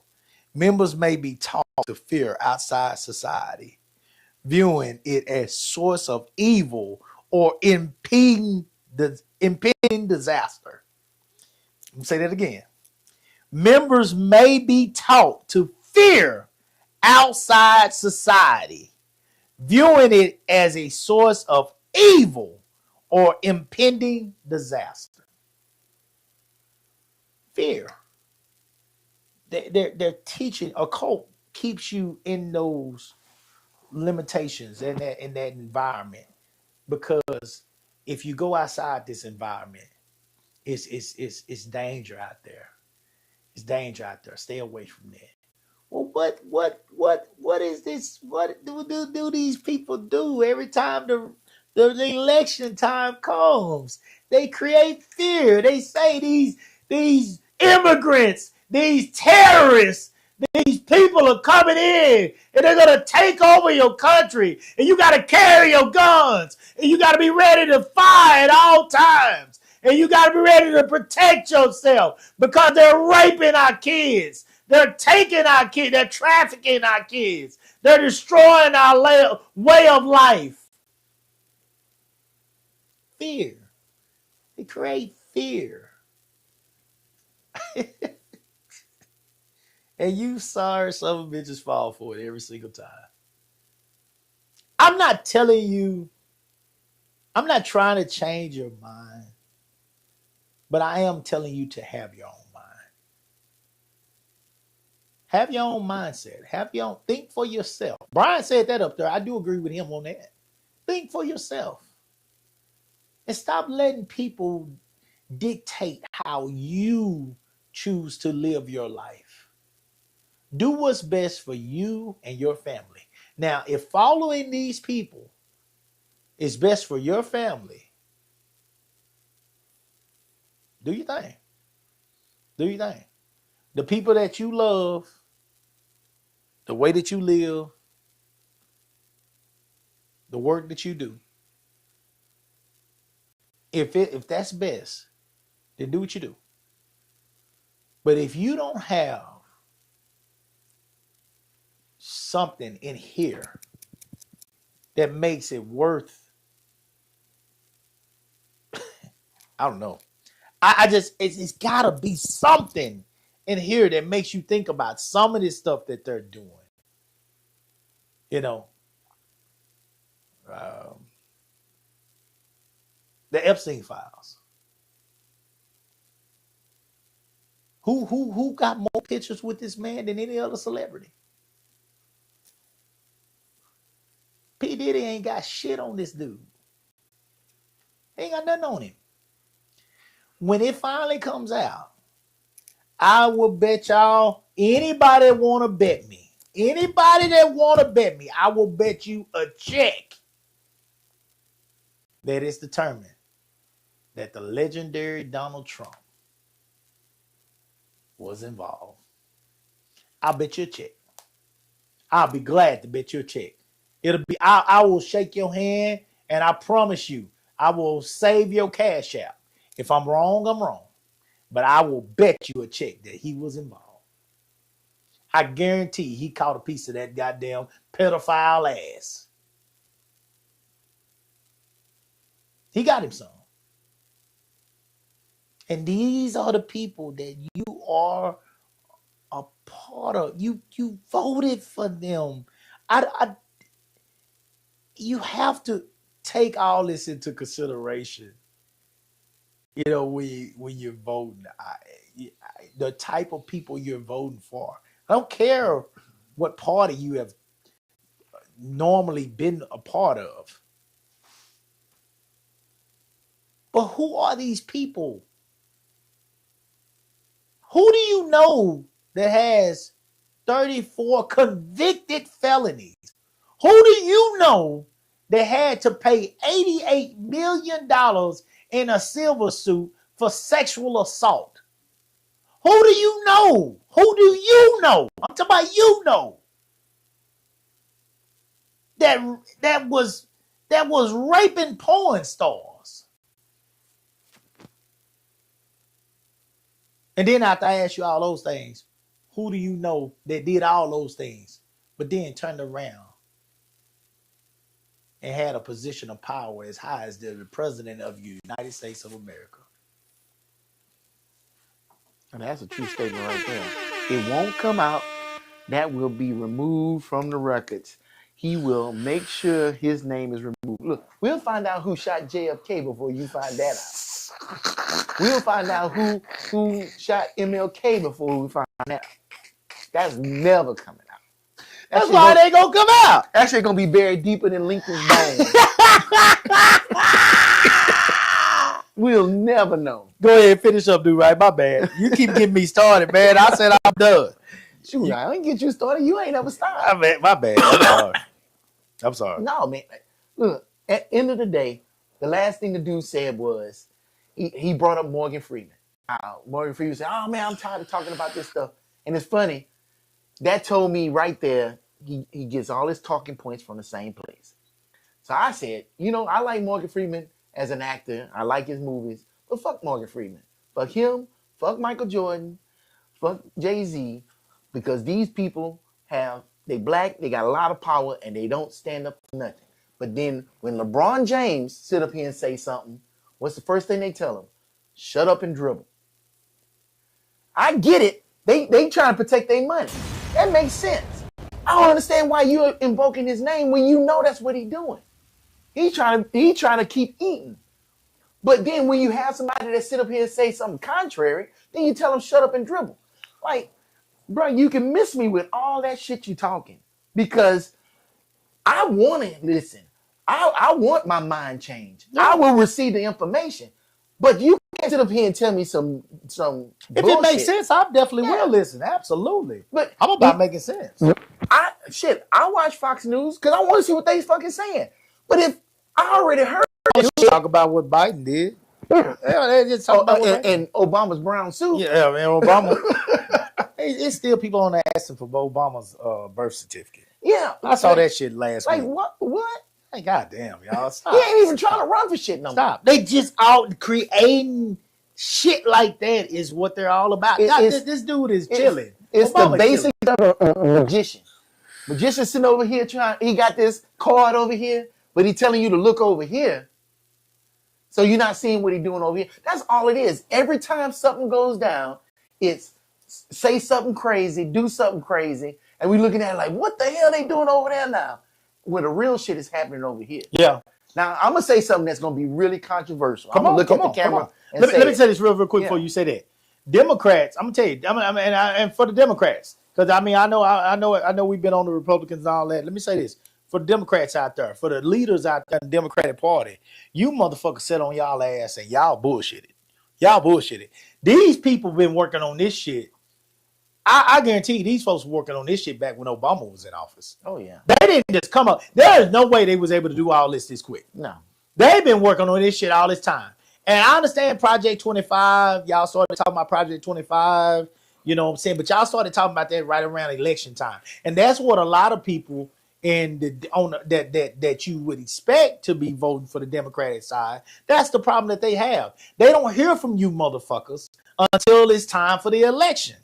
And that's why they don't believe in you and trust in you. They don't hear shit about you. They don't know nothing. One thing about Trump, and I give Trump credit for this, that motherfucker gonna stay in the news. He worse than Jerry Jones. He gonna find a way to stay in the news. He tweeting all the time. He gonna stay in the news. And so you know what's going on with this guy, whether you like it or not. You know what's going on with Trump. He has no problem telling you exactly what the fuck he's gonna do. I don't blame. I'm gonna tell y'all something. I don't like him. I think he's an opportunist more than a racist. Sure. Yes. I think he's an opportunist more than a racist. I don't think he gives a fuck about none of these people. No. I'm being real with you. No. Trump is he's an opportunist. These racist rednecks support him. So he's going to do things that continues to keep their support. Yes. He's going to double down on that shit because they going to stay, they locked in with him. Them country bumpkin motherfuckers are going to vote for him. Half of them ain't got a tooth in front of their tongue, and they gonna vote for him. Because he playing 3D chess. Shit. Everybody Man, that else man is on a playing whole checkers. nother level. That's what shit. That man on a whole nother level with it. And he been doing it since the first time he was in Mark said office. it clear. Distraction. That's what he do. Oh my God. That's They gonna find distraction after distraction to keep you off the shit that needs to be addressed. They always gonna find distractions. Yes. And they are pros at that. And they've been Or doing create them. Oh, they're gonna create distractions. They're gonna create distractions. Create it. They create Yeah, distractions all so- the time to keep you off anything that should be focused on. I see that up there. It's more illegal Russians over here than anything, but that's their mother country. Shit. And Putin. Oh boy. That's a whole nother story. I swear, I honestly believe that Trump would let Putin bend him over. I honestly believe it. I honestly believe he'd let Putin bend him over. I don't know who Putin. We shit. I'll never forget, man. I know we keep going. We gotta stop this at some point. But I will never forget, man. When we was rapping, man. When we were rapping, Jay Prince was the king of the South. Yeah. I mean, he was the king of the South back when I was rapping, and it was word said to where if Jay Prince ever tried to take over what we were doing, man, folks would just be done, man. We'd just be done. We getting the fuck out of Dodge. This is too much for us. We can't handle it. You know what I'm saying? We some college boys, man. You know, we some college boys. We wasn't, man, I'll get out here and swing with the best of them. These the real G's. They ain't playing with you. You know, I wasn't built like that. So we said, this dude, Putin is like Jay Prince when it comes to Trump. Putin is like Jay Prince. Like he's a mastermind, you know, and a monster. And it's like this dude just bows to him. I wouldn't be surprised if he literally bend over and let this dude just pump him. I wouldn't be surprised at all. So yeah, you right about that. Russians gonna have free lands. They can do whatever the fuck they want to do. There ain't nobody gonna fuck with them. Mm-hmm. Mark said it won't come out. They will be removed from the records. Yeah, you had already mentioned that. Okay, finish up, dude. Right. I'm scared to. No. Say your controversial thing that you about to say. So your controversial thing. Well, controversial thing was I was going to say Trump is a mastermind, and the people that put him in there are masterminds, and they knew what they was doing. They did. Yeah, I mean, they got the country. But that ain't controversial. That's facts. That is facts. That is not controversial. No, because sometimes I say that, and people look at me like I'm crazy as hell. Like, oh, he's an idiot, or he's no. See, you thinking down on him because you want to talk down on him. He's not politically correct, so some people will look at him like he don't know what the fuck he talking about. He don't know this. He is a mastermind at manipulating the goddamn citizens of this country. Well, just manipulating business because something you said. You said he gained that money from his family. He inherited, right? Right. He had all these businesses, a lot of failed businesses. Yeah. How can you keep failing? But stay on top. Like you can't be no half-ass and have multiple businesses fail and still be on top. He know what he doing. Yeah, he know what he doing. He know what he doing. Trump is very intelligent. He's a hustler. He's an orange hustler. And I'm gonna say this: if motherfuckers keep fucking around, he gonna be the first president to have 3 terms. I don't think that's gonna happen. Shit. I don't think that's gonna happen. He's gonna try. This is only the first year of his term. He's gonna. He got 3 more years to sit up here and try to make that shit happen. What the Democrats gonna do? What they gonna go escape to the Bahamas or something? And when they try to vote for her shit, what they gonna do? Nah, they gonna do something. Fuck around and find out. It ain't no way. That's the real definition. Yeah, you right. But ain't no way. His pen is full of ink. He ready. That table's sitting right there, and he gonna do that little mountain signature on there, and he gonna next thing you know, he gonna be a 6-term president. We're making him robotic now. One thing about it, that man is stressing. That man is going through a lot of stress in the position that he's in because he cares way too much about what people think. He cares too much. That man will sit up on that goddamn toilet at night, tweeting back and forth about athletes and shit. Yeah, He's stressing way too much. He's not gonna make it. He's not gonna make it. That man is an old man. How old is Trump now? How old is Trump? Somebody tell me how old Trump is. Almost 80, ain't he? Yeah, he's up there. I know he's up there. Shit, it's gonna be like Futurama. They gonna cut his head off, put it in a jar, and he gonna be still in the White House. And he gonna have gold leaf. He's 79 years old. That's what I figured. He's 79 years old. That man will be. So what he got? 3 more years left. Mm-hmm. He'll Give be it 83 when he give or take. Yes, that man is not gonna make another term. I don't think he's even gonna make this 80 out of this one. I think he's done it for. I think he's done it for. I think if he's not done, shame on the Democrats. Because if they can't put together something to beat an 83-year-old man that has clearly did all the things that I've talked about today. Clearly did all these things. Yeah, straight out down. 79 years old. If they can't put together somebody to beat this man, then they ain't worth the damn either. They gonna make an AI clone of Trump, and he gonna be and he gonna sign a big. Oh, they got one that's worse. The vice president is worse. He's worse. He is worse. He admitted that he lied about them dogs to goddamn get them Haitians. He admitted it. He's worse, but I don't think he has the same vision.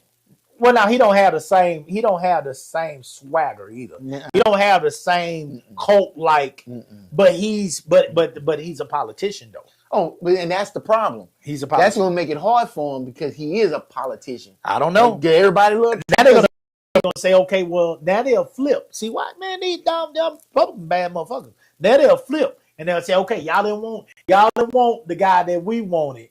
We wanted a guy that wasn't a politician. Well, now you got your politician back. Mm-hmm. Okay, he's a politician. He gonna do it right. Okay, and so now they're gonna jump behind him, and he's a bad boy.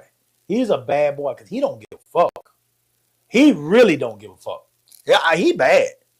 That vice president is bad. He a bad boy. He a bad boy. He don't give a fuck. He straight up told him he lied about them dogs. He lied.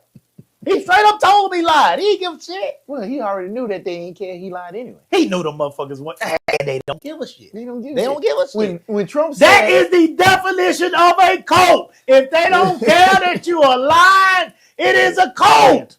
Trump said I can go down Times Square and shoot somebody and I can still get put in office. He raped women and got put in office? Yeah. He raped women. We see women get hit. Did he hit that girl in that hallway at that hotel, Cassie? Yeah. And damn near did life. Well, he hasn't been sentenced yet, right? No. Yeah. Oh, he ain't gonna get nothing now. He ain't gonna get nothing. I think he gonna get time served. I'm willing to bet he get time served. But they tried to make it a RICO. Yeah, they was. And the only proof of anything they really had was him beating Cassie, which he wasn't technically even on trial for. That's a true statement. That's the only thing they had. That's all they had. But everybody else, she got the money though, right? 30-something. I think it was 30-something million. Well, really, truly, technically, they didn't have. I mean, even with the all he had was prostitution, but it was consent. The dude that they were bringing in, the fuck Cassie, he said, "Hey, I was doing this willingly." Fuck dog shit out of her. I sure was. I was doing this. I was getting paid. He had prostitution. Who the hell do you know get a RICO for prostitution? RICO. They tried this man. They tried to take this man. That shit.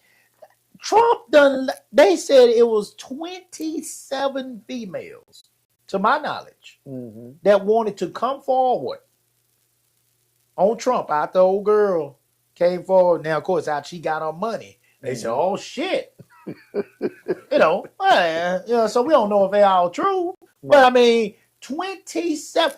Look, normally, man, Ray Rice hit his wife in a goddamn elevator and disappeared. Disappeared. Yeah. Trump got 27 alleged women that wanted to come forward. One of them got a silver suit already, 88 mil.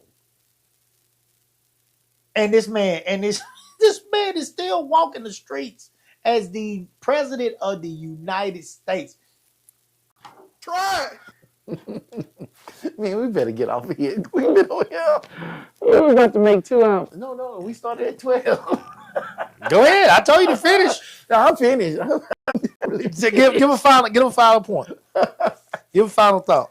I know. I was saying about the Morgan Freeman stuff.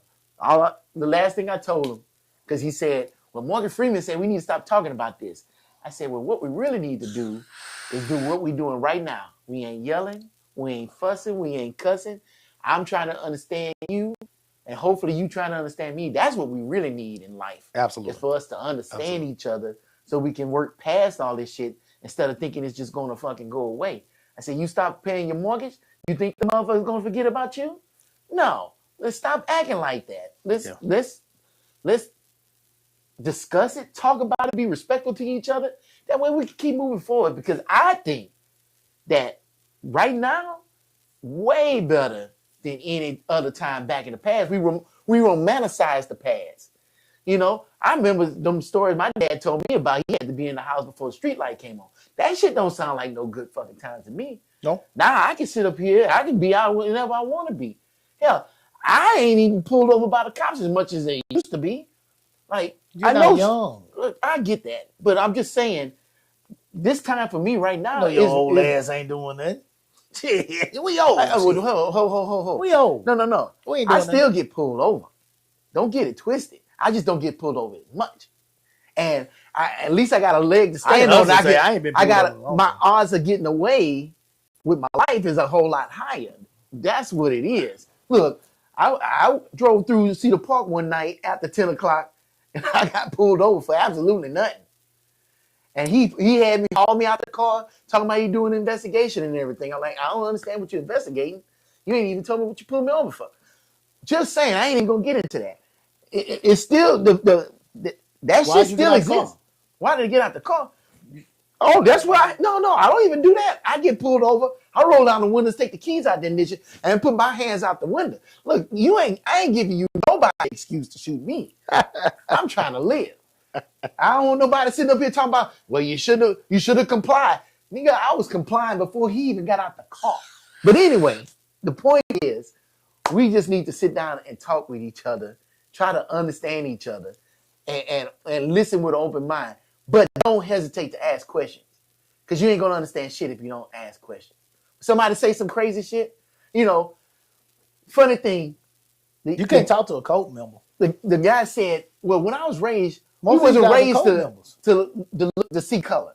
Okay. And I said, well, damn, that's weird, because when I was growing up, I was raised to see color. He said, you were? I said, yeah. Shit. My mom told me, you don't go out there acting crazy in front of no white folks. Shit. You don't sit up here and go to that job acting Don't crazy in do front it. of white folks. Don't do it. So, but now you know. I'm telling you, we do see color because we had to sit up here because there was consequences for us not seeing color. There was no consequences. What's going to happen if you sit up here and talk crazy to a black person? They just, you in the wrong neighborhood, you can get your ass whooped. But not if you're in your neighborhood.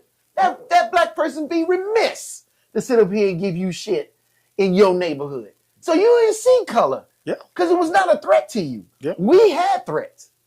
So the same thing as with Hispanic people. They got taught the same shit. But the whole point is, now you know that's how I was raised. Now you know that's where I'm coming from and why I feel the way I feel. So now it's up to you to sit there, compile that, and really come up with some really good decisions. Because you can't sit up here and say you don't know somebody that been through some shit. You don't know somebody that was on food stamps, that really needed to be on food stamps. Just these motherfuckers that get paraded on Fox News and shit. You know what I'm saying? They know somebody. You know somebody. Somebody they own. And now you can say, besides your they get weed more food man, stamps than we do. They know. you know somebody besides your weed man that's black. You know what I'm saying? And told you what's up. And white folks sell dope too. Yeah. White folks sell. I know some of them too. White folks sell dope too. Anyway, Yeah. guys, look.